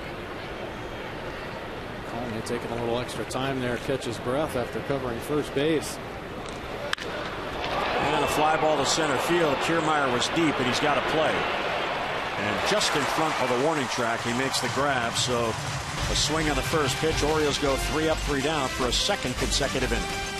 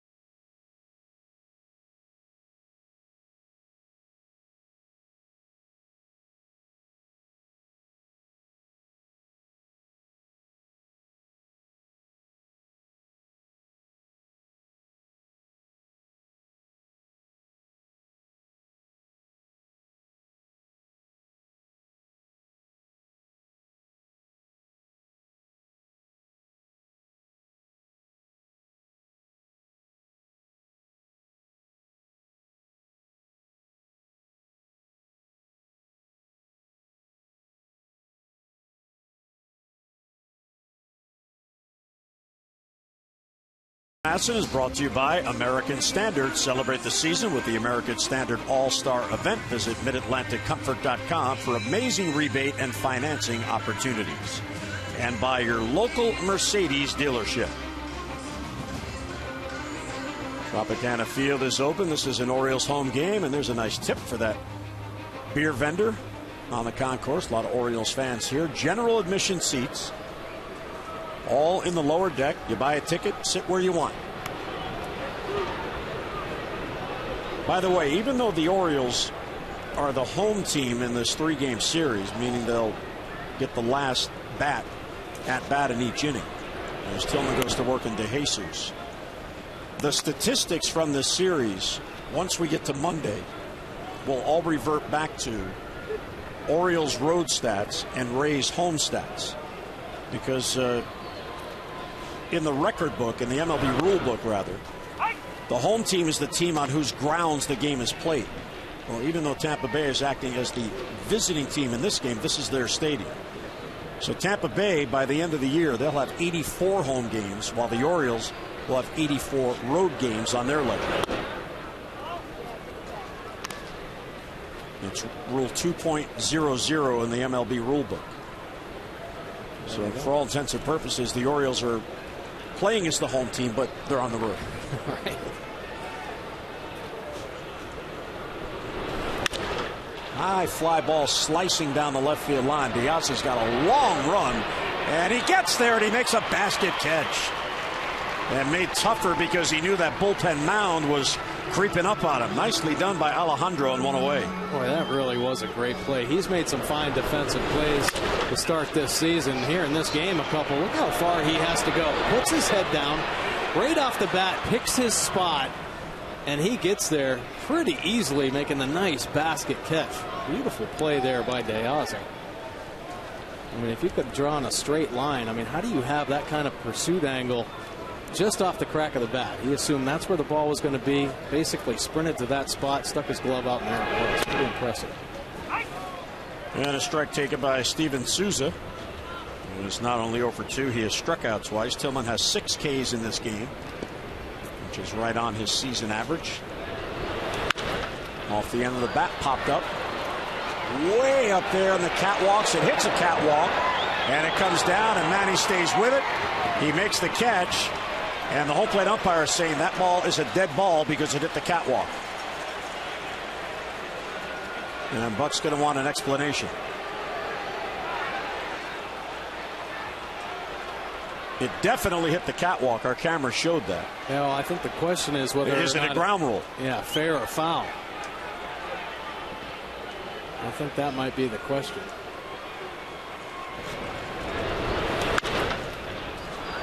Right up the elevator shaft. Watch Manning. He had to make that adjustment there right when it hit the catwalk. Nice concentration by Manning. Todd Tishner, the home plate umpire, made the call. So that is a break for Tampa Bay. That'll go as a foul. It's 0-2, but the at-bat continues.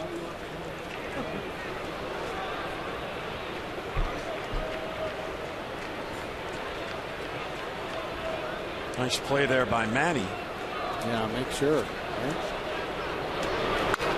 And the foul ball back.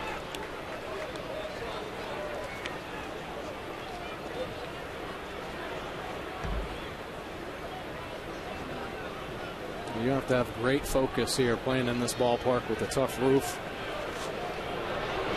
Can hit things up there, and plus just picking up the baseball is tough enough. Color this ceiling in white. Well, it's one of the quirks of this ballpark that is really unfair at times, and that was unfair to Tillman. And he gets him anyway, but it took him a few extra pitches. He made a real good pitch, popped it up, but the strikeout erases that and 2 away. Let's get a look at our Maryland Live Casino inside the numbers. And here's Tillman against the Rays.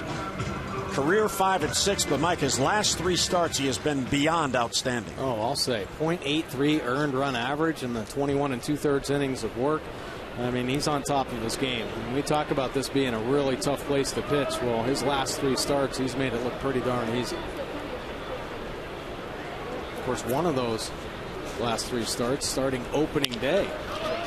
Ground ball to second. Here's the first ground ball to Pierce, and he plays it cleanly, gets the out. And Tillman has a 3-up, 3-down inning. So the Orioles come to bat in the bottom of the 6th, try to get something going, trailing by 2.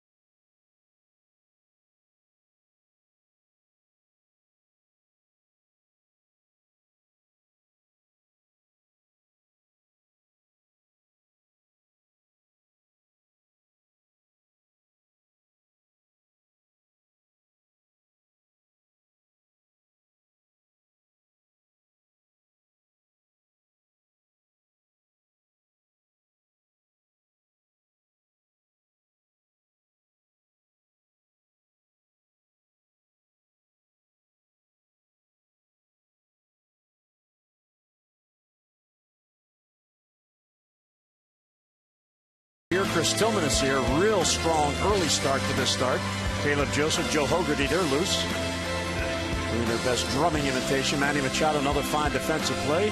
Caleb Joseph gunning down a base stealer potential.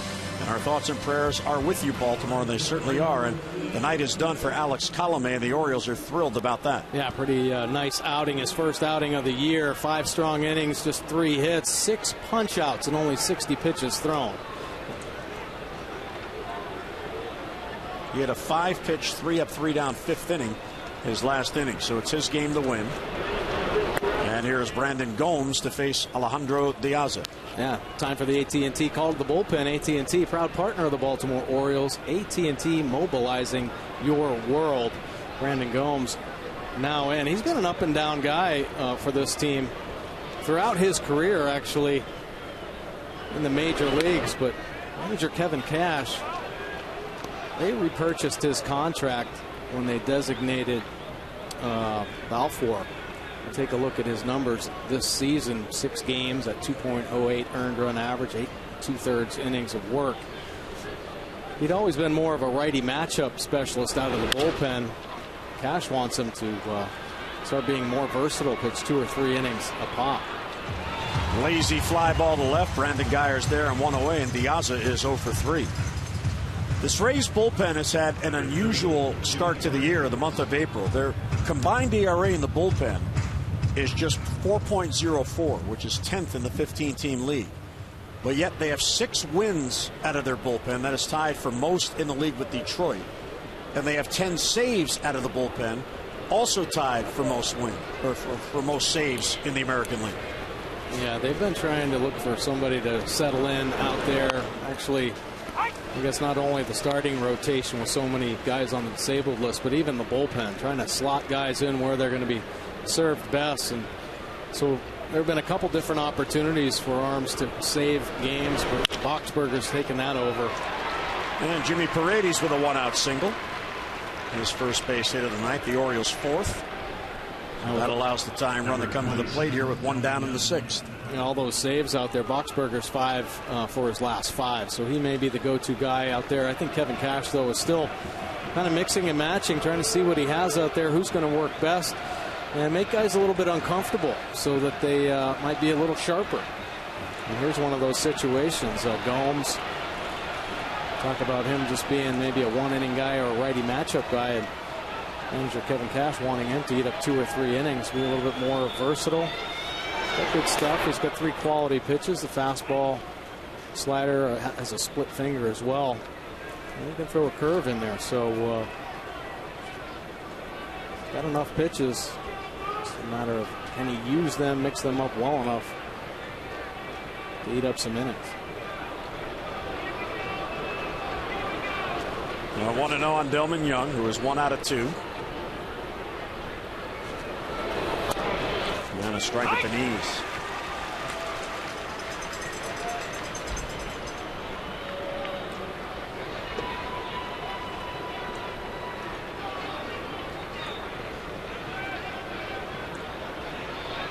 Now the key to that ruling by Todd Tishner on that batted ball hit by Souza is that if the ball is ruled to have hit the catwalk in fair territory or foul territory. If it hits it in foul territory, it's considered a dead ball. That's what he called. But that looked like to us that it was in fair territory, and by the ground rules of the stadium, if it's called by a fielder, the batter's out. That's not what he called. So even though Souza eventually struck out, it looked like he got a break. Now, of course, our angle's a little different, but the ring that it hit, according to Tishner, it hit one of those beams up there that actually is connected to the ring in foul territory, which would make it a dead ball, and that was his ruling. Yeah. Pretty tough to tell. I mean, Manny didn't show any indication that it was in foul ground. He stayed in fair territory the whole time. Shallow right field, and on it is Souza. And Delman Young is retired for the 2nd out. Let's get a look at our PNC minor league report for tonight. Chris Parmalee. Yeah, he is still raking down there in AAA Norfolk. .316 batting average, couple home runs, 14 RBI, 5 doubles. Nice on-base percentage there, or on-base plus slugging, 402. So, he's been doing a nice job in AAA. One of these players that was brought in for more depth, quality depth. Been in the big leagues before. Was first-round pick with the Minnesota Twins. And the Orioles pretty lucky to bring him over. Not only swinging the bat, but a great defender as well. Here's Adam Jones, who is 0 for 2. And Tampa Bay's outfield defense playing extremely deep on Adam Jones. Paredes not a guarantee to score from first base, even with the ball hit to the gap. 2 men are down. And a pitch low, 1-0.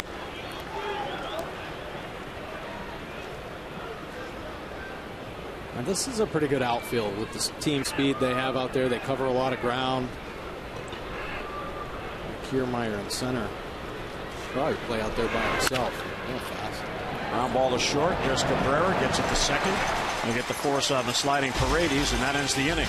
So the Orioles get a base hit. Strand another runner. We're through 6. 2-0 Tampa.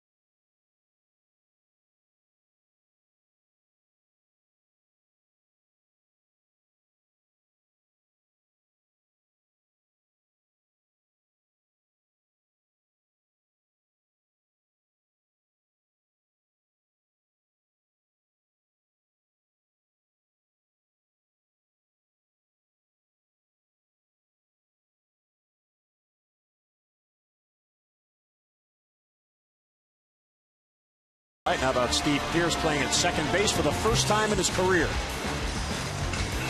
Pretty impressive right there, wasn't it? Straddling the base, slapping the tag down. Ray's trying to get something going offensively and add to the 2-0 lead. And Steve Pearce showing he's a baseball player. Put me wherever you want, Buck. I'm trying to help you win. A Rays fan in our hearts, Baltimore. Nice gesture there. So Tillman has completed 6 innings, which means now, Mike, it is 5 consecutive starts by Orioles starters of at least 6 innings. That is a season high. But he trails 2-0 that 4th inning. 2 outs, nobody on. A walk, a double, and a single. Got those 2 runs in. And pitching a very solid ball game. And down, but this Orioles offense has been swinging the bat and the power throughout the lineup. Certainly can't count them out. Yeah, it's nice to see Chris Tillman having another good start. And I think with these 5 consecutive good starts from the rotation, I think that's going to have a nice trickle-down effect to the bullpen. The arms will get rested and be able to be lined up much better. Oriole bird flew south. He's having fun with the fans. 2-1. Outside ball 3.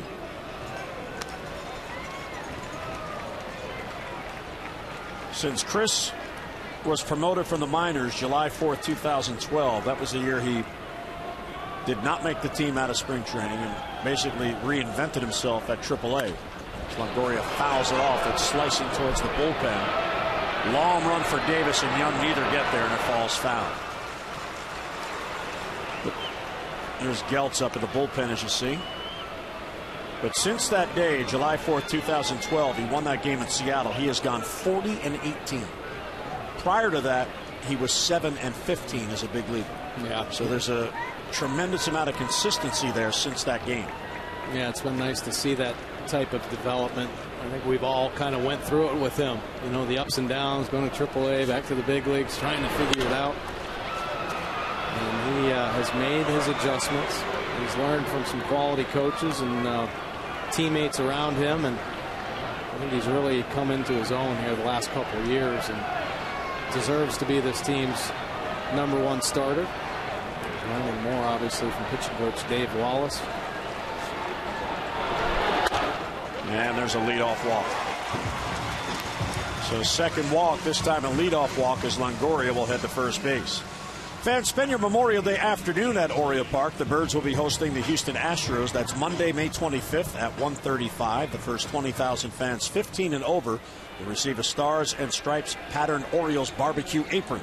Celebrate the unofficial start of summer and show your Birdland pride with a great afternoon of Orioles baseball. For your tickets, Orioles.com or call 888-848-BIRD.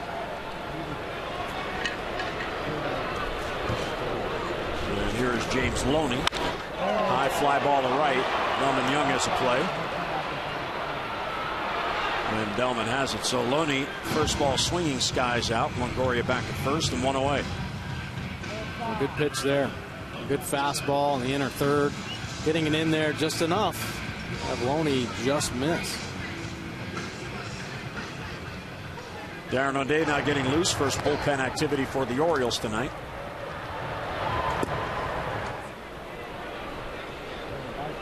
Logan Forsythe is 0 for 2. He has struck out. He has grounded out. Tillman has struck out 7.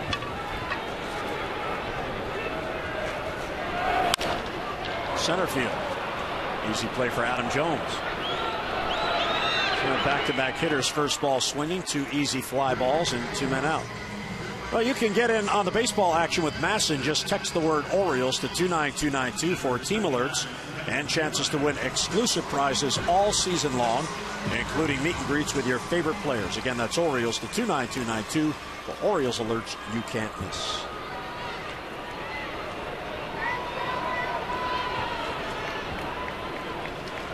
Kevin Kiermaier now. He is 0 for 2. Pop up and a strikeout. Popped foul to Machado at third. And a strike on the outside corner. Nice breaking ball. Chris Tillman's had all his pitches working in this game. He executed them all very well. It's that fourth inning. That walk, and then, of course, the heart of the order with Longoria has had Tillman's number throughout his career. And a chopper to first. Right there is Davis. He'll step on the bag, and that erases that leadoff walk. We are at the 7th inning stretch. Home game on the road. Tampa Bay has the lead.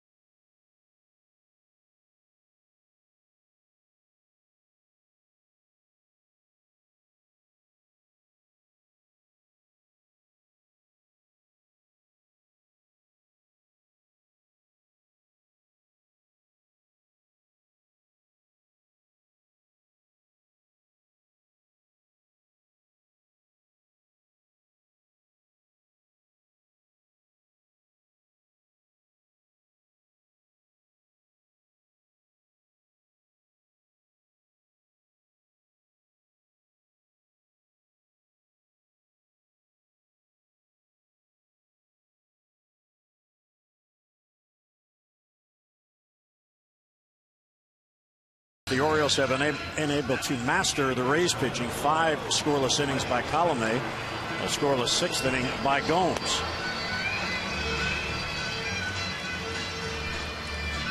And it's time for a little relief for your car, too. Visit Jiffy Lube for regular oil changes and help prevent damage and wear to your engine. Jiffy Lube, drive in today. Yeah, Steve Geltz now in the ball game. Take a look at his pitch arsenal this season. The fastball at 61% of the time. Range 89 to 94 with that fastball. Breaking ball's a slider 26% of the time, and that changes a split finger. 79 to 84 with that. 10 games, has one spot start, 309 earned run average, 14 punchouts and 5 walks. Got a pretty sneaky fastball. An up-tempo type delivery. Pretty aggressive with it. Fastball will get up on the hitters.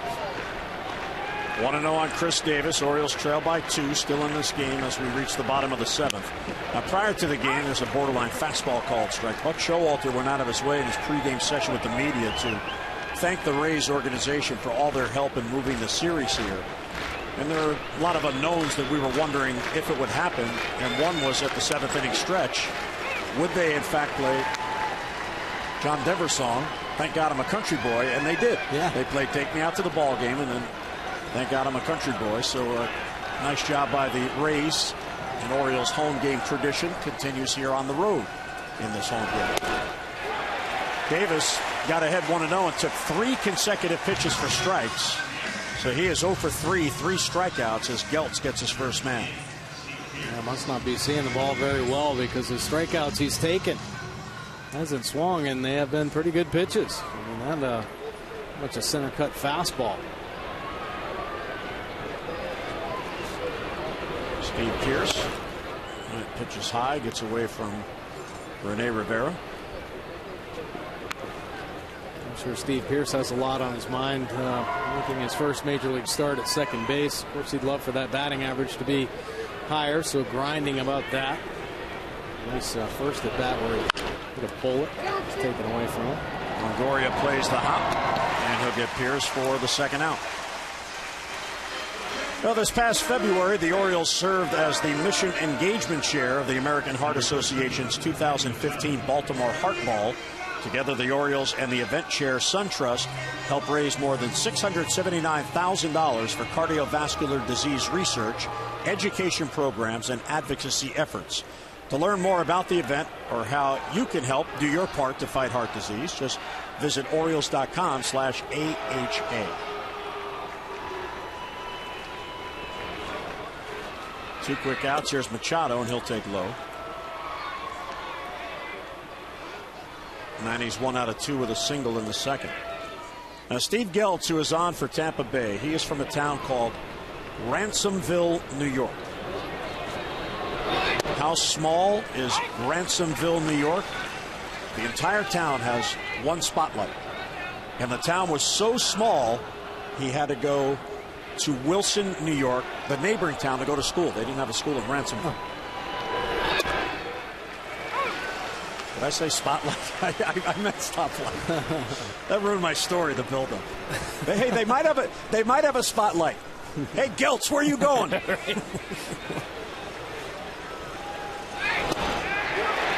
Strike 3 called, so 3 up, 3 down. 2 strikeouts in the inning. Tough night at the plate for the O's. They trail 2-0 heading to the 8th.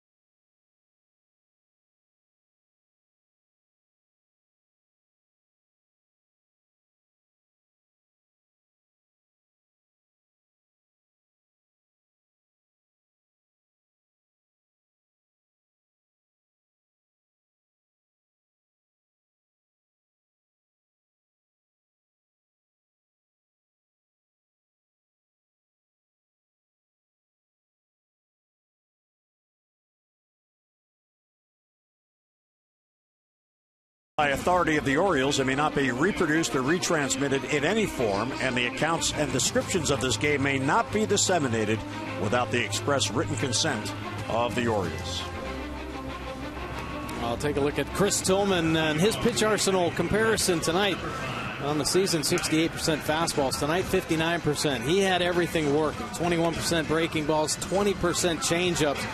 So Caleb Joseph had the feel, and Chris Tillman had command of all of his pitches. Great line, 7 innings, just 3 hits, couple earned runs, just 2 walks in this ballgame, and 7 punch-outs. Strong performance by Chris Tillman.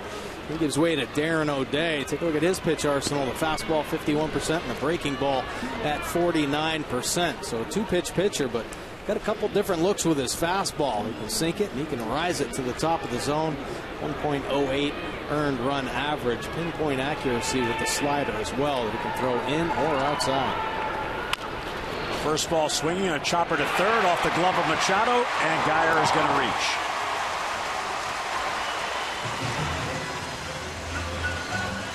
Manny so adept at this play. That little short hop play. Aggressive read. Comes in to try to get the short hop, but kind of cups the glove at the end instead of keeping it open and give that ball a chance to get in there, which we've seen Manny do so many times. Right off the tip of the glove for an infield hit. Well, they have ruled that as an infield hit. It could have gone either way. Manny does have 5 errors already on the year. Orioles have struggled defensively. The leadoff hit. Tampa Bay in the top of the 8th here now can look for some insurance with the number 9 batter up. Well, they tried to use a hit and run in this last situation when Geyer got on first base. There was 1 out. Here might see a bunt.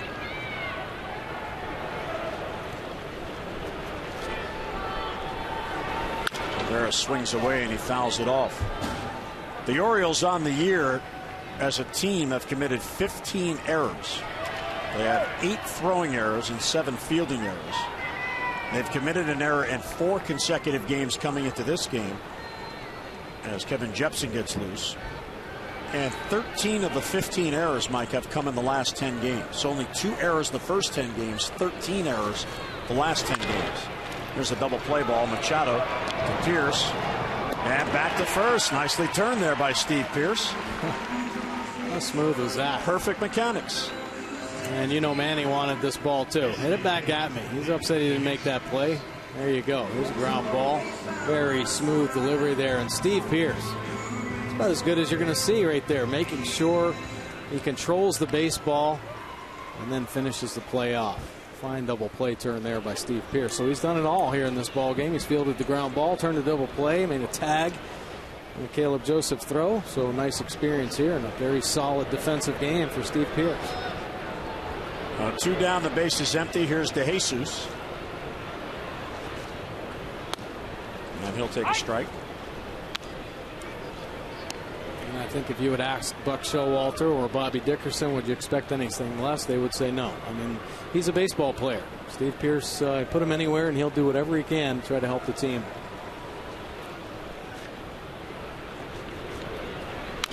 And a foul, 0-2 on DeJesus. And since you were part of the group working out with Steve Pierce today, you had the inside information. I asked you whose glove did he borrow. He said nobody. That's his third baseman's glove that he hardly ever uses. Right, he's got them all. Yeah, he's got a bag full of gloves. Got that big outfield glove, a third baseman glove that he's using here tonight at second base. Of course, that first baseman's mitt. Probably has a catcher's glove in there too. You know, Steve caught in college. This is nubbed to third, reverse spin. Manny's got this one. High throw, and it sails over the head of Davis. Wow. Throw just took off on him. A tough little inning here for Manny Machado. Pretty much a routine play. Tries to get a little extra on the throw. I think there are times when Manny takes his puts his head down, takes his eye off actually the play, and when he looked up there, he saw DeJesus flying down the line, had to put a little extra on it, and it just took off on him. You see, dirty play, errors and unearned runs this season. The Orioles 15 errors. That's tied for 11th most. The Rays at 7th, second fewest with the unearned runs. That's the key. 12 sixth most by the Orioles, and the Rays just 4. So Manny now with 6 errors on the year, and of those 6, 4 are throwing errors.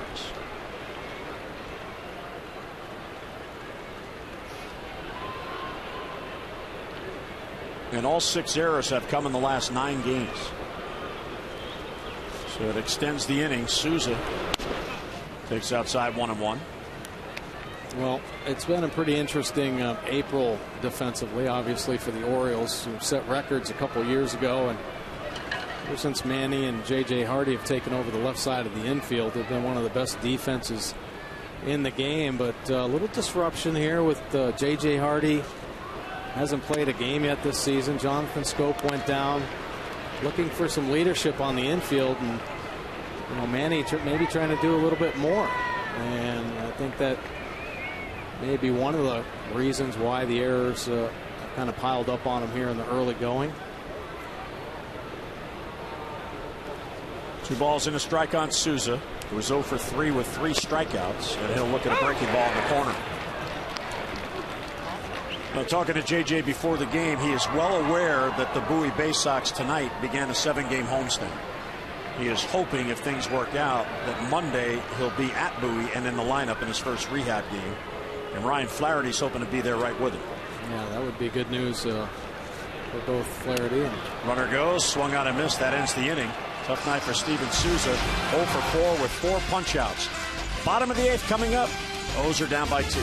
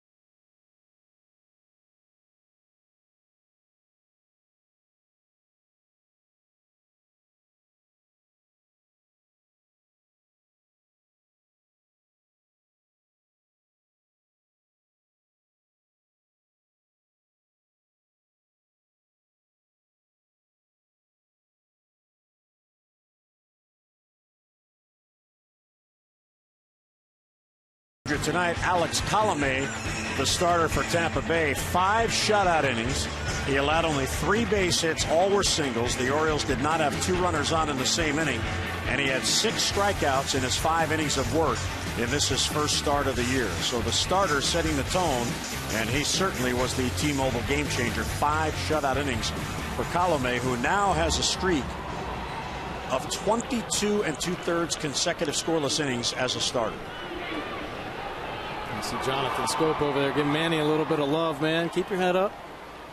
These guys do. They're there for each other. Try to keep his confidence going because he is a Platinum Glove winner, which is the best defensive player in all of the American League. And he just won that a couple years ago. So Manny will win many more Gold Gloves in his career. Let's take a look at Kevin Jepson's pitch arsenal. 59% fastballs. It's a power fastball, 93 to 97. Had a nasty curveball 35% of the time, and a pretty good changeup as well. That curveball's a real good pitch. But the fastball, tough to pick up. Throws across his body. Look at that, .96 earned run average in his 9 1/3 innings of work. 7 punch-outs and just the 1 walk on the season. And very good in the back end of the bullpen. Now, Jepson's allowed only 4 base runners in his 9 1/3 innings. Working as a setup man, and he makes quick work of Everett Cabrera, a 3-pitch strikeout. Yeah, that's about as hard a curveball as you're going to see. And that is some nasty finish on the end. 83 miles an hour. That's some pretty good bite on the top of that pitch. Underneath the hands. Yeah. Tommy Hunter now getting loose for the Orioles.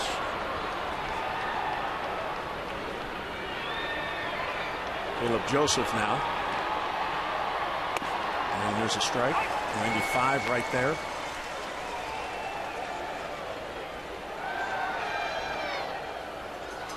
Jepson came over in a trade with the Angels.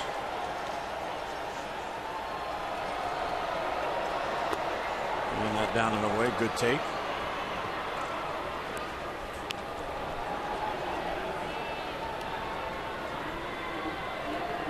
"30 years old. He'll turn 31 in July.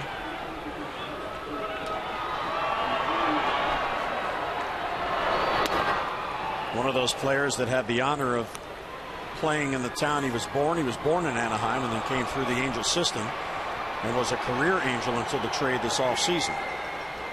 Matt Joyce, the outfielder, went to the Angels. That was an even up trade. Falls behind Joseph 2-1. And foul back 2-2. And Caleb laying off a couple nasty curveballs down in the bottom of the zone, and just missing a 95-mile-an-hour fastball there. But once again, the limited head movement, laying off some nasty pitches, so seeing the ball very well. Upstairs, ball 3. It's a real good take there, not chasing a pitch. As Jepson went up the ladder on it. Caleb has one of the 4 Oriole hits, all 4 hits singles. 3-2, 1 out, nobody on. And a weak ground ball to second base. To his left is Forsythe, and he'll get Joseph for the second out here in the Oriole 8th. You can follow the Orioles all season with MLB.com At Bat, the #1 app for live baseball. At Bat is up to the moment, at any moment, with in-game highlights, live look-ins, replay reviews, radio broadcasts, StatCast, and more. Get MLB.com At Bat for your smartphone or your tablet.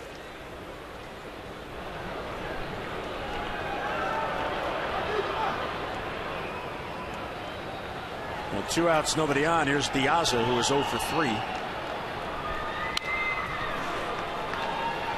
Alejandro, all of a sudden now, is just 3 for his last 28. And this would be a good time for him to just put the bat head on the ball, find a hole, and get this the heart of this lineup to come through again. A lot of dangerous hitters, a lot of hot hitters coming up. Brady's, Young, Jones, Davis. And quickly 0-2. Orioles have struck out 9 times in this game. 9 of their 23 outs. And 0-2 on Diaza. In the dirt, it's past Rivera. Not a lot of room behind the plate here. You have one of those swinging strike threes, but he gets by the catcher. Very often they'll have a play because it bounces right back to him. Yeah. You can see how close it is to the facade behind home plate. Yeah, Rivera, a pretty good arm, too.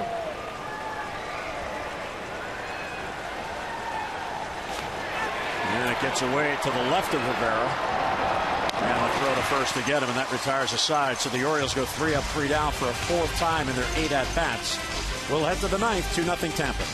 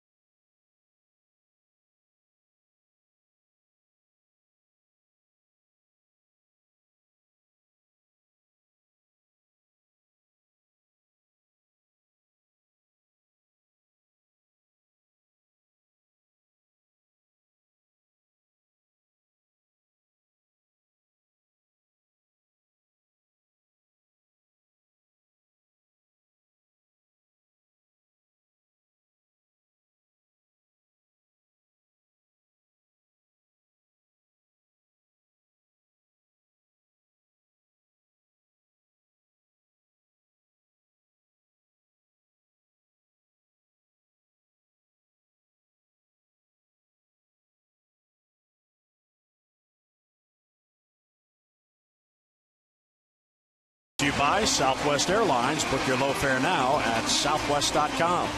And by Ocean City, Maryland. Put your vacation days to good use in Ocean City, Maryland. Book now at ococean.com. Now that reminds me, Mike, we did not have our mid-game snack. Oh, no. Big hot dog? Let's take a look at Tommy Hunter's pitch arsenal this season before we talk about those hot dogs. The fastball at 73% of the time, and it is a power fastball. He can cut it. He can sink it with the two-seamer. Of course, the breaking ball. He has a hard slider. A big curveball as well. And run average coming down. He's been throwing the ball really well. His last 4 appearances, only given up 2 hits. Cabrera trying to bunt to get on, fouls it off. Cabrera had the most important at-bat to that point in the game. 2 outs, nobody on in the 4th. And worked a 2-out walk. Longoria then followed with an RBI double. Loney with an RBI single, and that's where we are.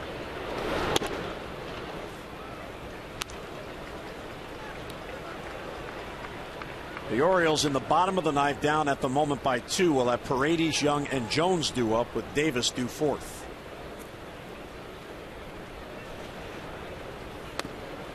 Late on the fastball. The paid attendance tonight, 9,935. Not bad with short notice. Really good. I'm hoping to have a little larger crowd tomorrow. Foul back. 97 right there. Their fastball. Look at Brad Boxberger out in the Rays bullpen.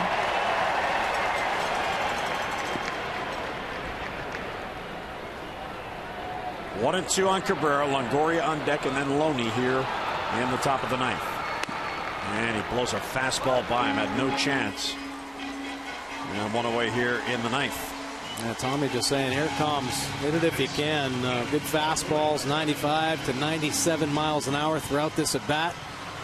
Yeah, why not work one up and in? Caleb Joseph setting up in there. Tommy Hunter hitting the spot. Here's Longoria, who broke the scoreless tie with that 2-out RBI double in the 4th. So he is now 2 hits shy of 1,000 in his career. Longoria now 29 years old and in his 8th season. He is working on a 15-year contract for $144.5 million, which now looks like a bargain. There's an option for 2023 that, if exercised, he would be 37 years old. Fly ball to center. Adam Jones just about where he had him played. 2 down in the Tampa Bay 9th. Tommy has 4 consecutive scoreless appearances. Yeah, he's looking good. Brian Mattis warming up in the Orioles bullpen.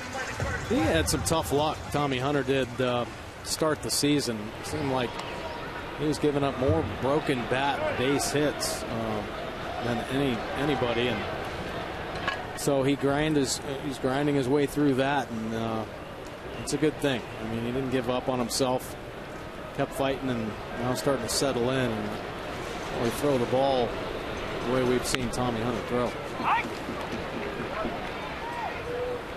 Well, Tommy hasn't allowed a run since he allowed 2 runs to the Yankees in a 1-inning appearance on April 15th. 4 2/3 scoreless over his last 4 scoreless appearances. Lazy fly ball off the end of the bat. Adam Jones will wander in on it. And he's got it. So Tommy Hunter has a 3-up, 3-down 9th.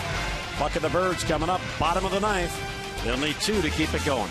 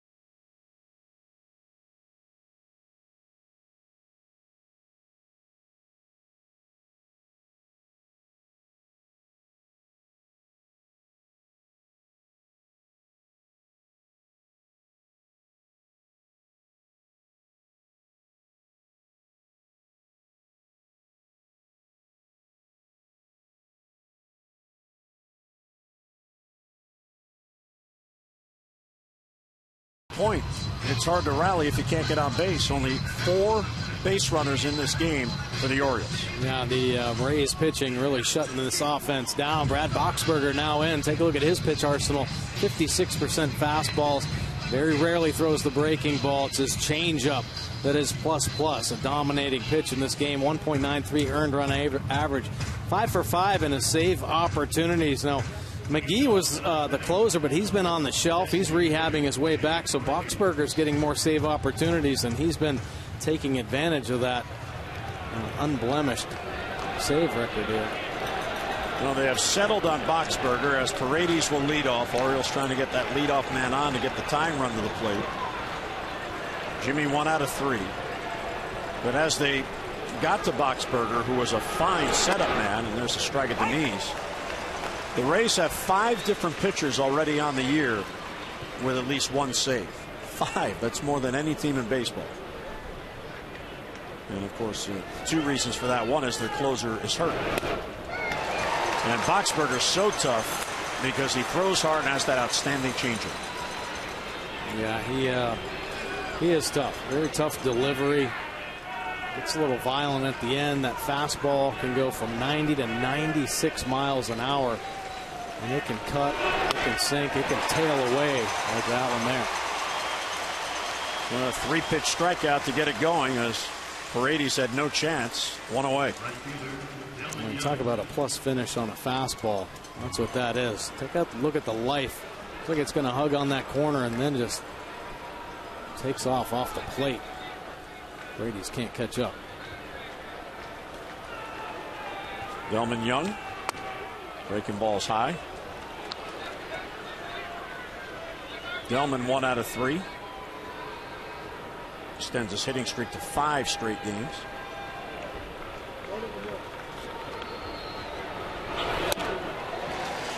Trying to go deep there. Big full cut. Swung through it. Yeah, tough to pick up the fastball. I mean, you see that kind of violent delivery at the end, but even across his body, there's a little more deception. And then he comes in with the changeup. See Delman Young's power zone, great coverage from the whole plate, down and in, up and away. It's a dangerous hitter. Boxberger last year had 104 strikeouts in 64 2/3 innings. Delman slices it down the right field line. That ball is trouble, and that is foul. It faded foul at the last second. Delman trying to serve it in there and protecting the outside corner at the same time. Yeah, nice job to keep the at-bat alive. Tough fastball away. Didn't want to overcommit, because if you overcommit, he will take advantage of you with that nasty changeup. He's letting the ball travel. He realizes it's a fastball almost when it's about to hit the catcher's glove, and he just throws the bat head out there. Almost picked up a double. So the count holding 1-2.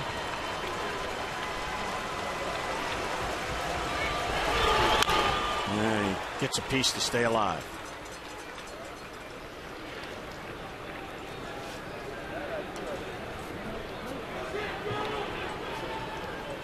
Jones is on deck. Davis behind him. Orioles in this pitcher's duel here tonight on the short end of that 2-0 score. Outside, 2-2.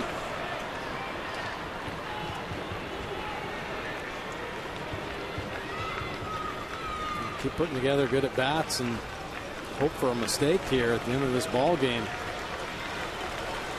Makes this offense so threatening is the power throughout the lineup. All 3 outside. So Delman about to see an 8th pitch in this at bat. Orioles have struck out 11 times. Their season high is 13 Ks in a game. That has happened twice. 3-2. And he gets it. Fastball 93, bottom of the strike zone. Back-to-back Ks to begin the 9th. Yeah, mixing it up enough with the changeups. Saw a lot of pitches in this at bat, and that is just cheese at the knees, right at the bottom of the zone. Delman can't quite get to it. Great bat path, but good velocity at the end. He gets it. Well, it's up to Adam Jones to keep it going. If he could get on, Chris Davis is on deck. Adam is 0 for 3 in the game. And he bunts. Good idea, but he fouled it off. Longoria was deep. That's a real good team attempt there, just trying to get on to get the tying run up.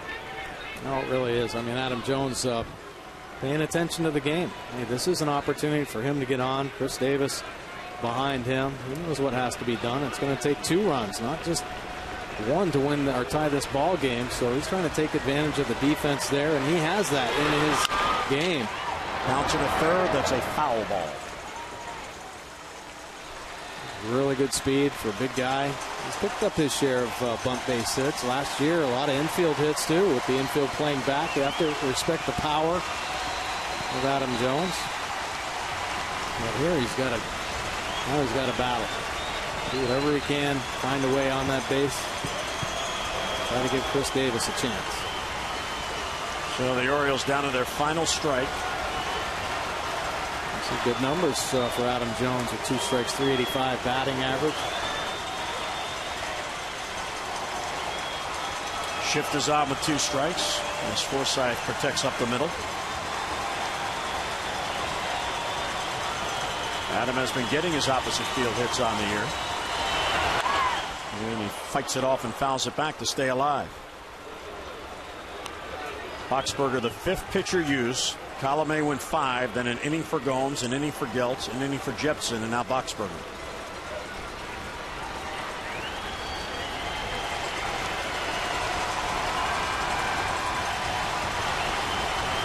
Now holding 0-2 on Jones.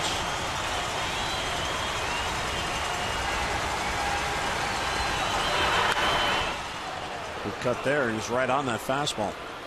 Yeah, it was a good cut. He's made a couple mistakes there, being ahead of 0-2. Now he wants the fastball. Rivera calling for the fastball away, and sure, he's getting it away, but it's elevated in the zone. I mean, those are dangerous pitches right there. Being this far ahead, you want to get it off the plate away. See the 3rd and 4th pitch. Those are mistake pitches. How he got a piece of that, I have no idea, but he prolongs the at-bat by staying alive. He had a lunge at the end of the bat, the barrel on it. Yeah, he did everything he could to try to make contact with that pitch. And he did.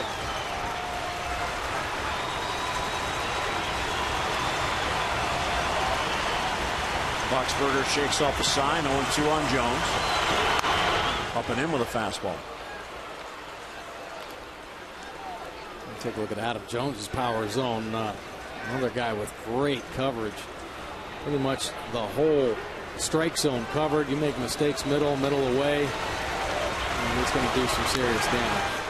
And another foul ball.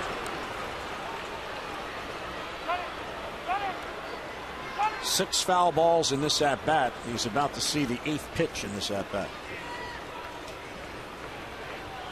Buck and the Birds down to their last strike here in the opener of this 3-game series.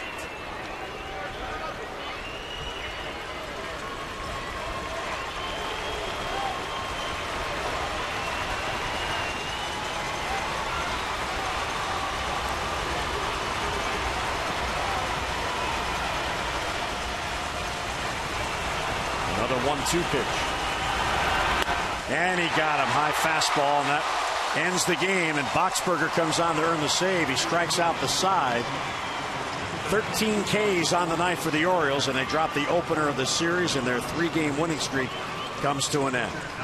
So, tough start to this weekend here in Tampa. The Orioles held to just 4 base hits. Stillman pitches well enough to win, but drops it by that final of 2-0. We hope you can join us again tomorrow. More O's action.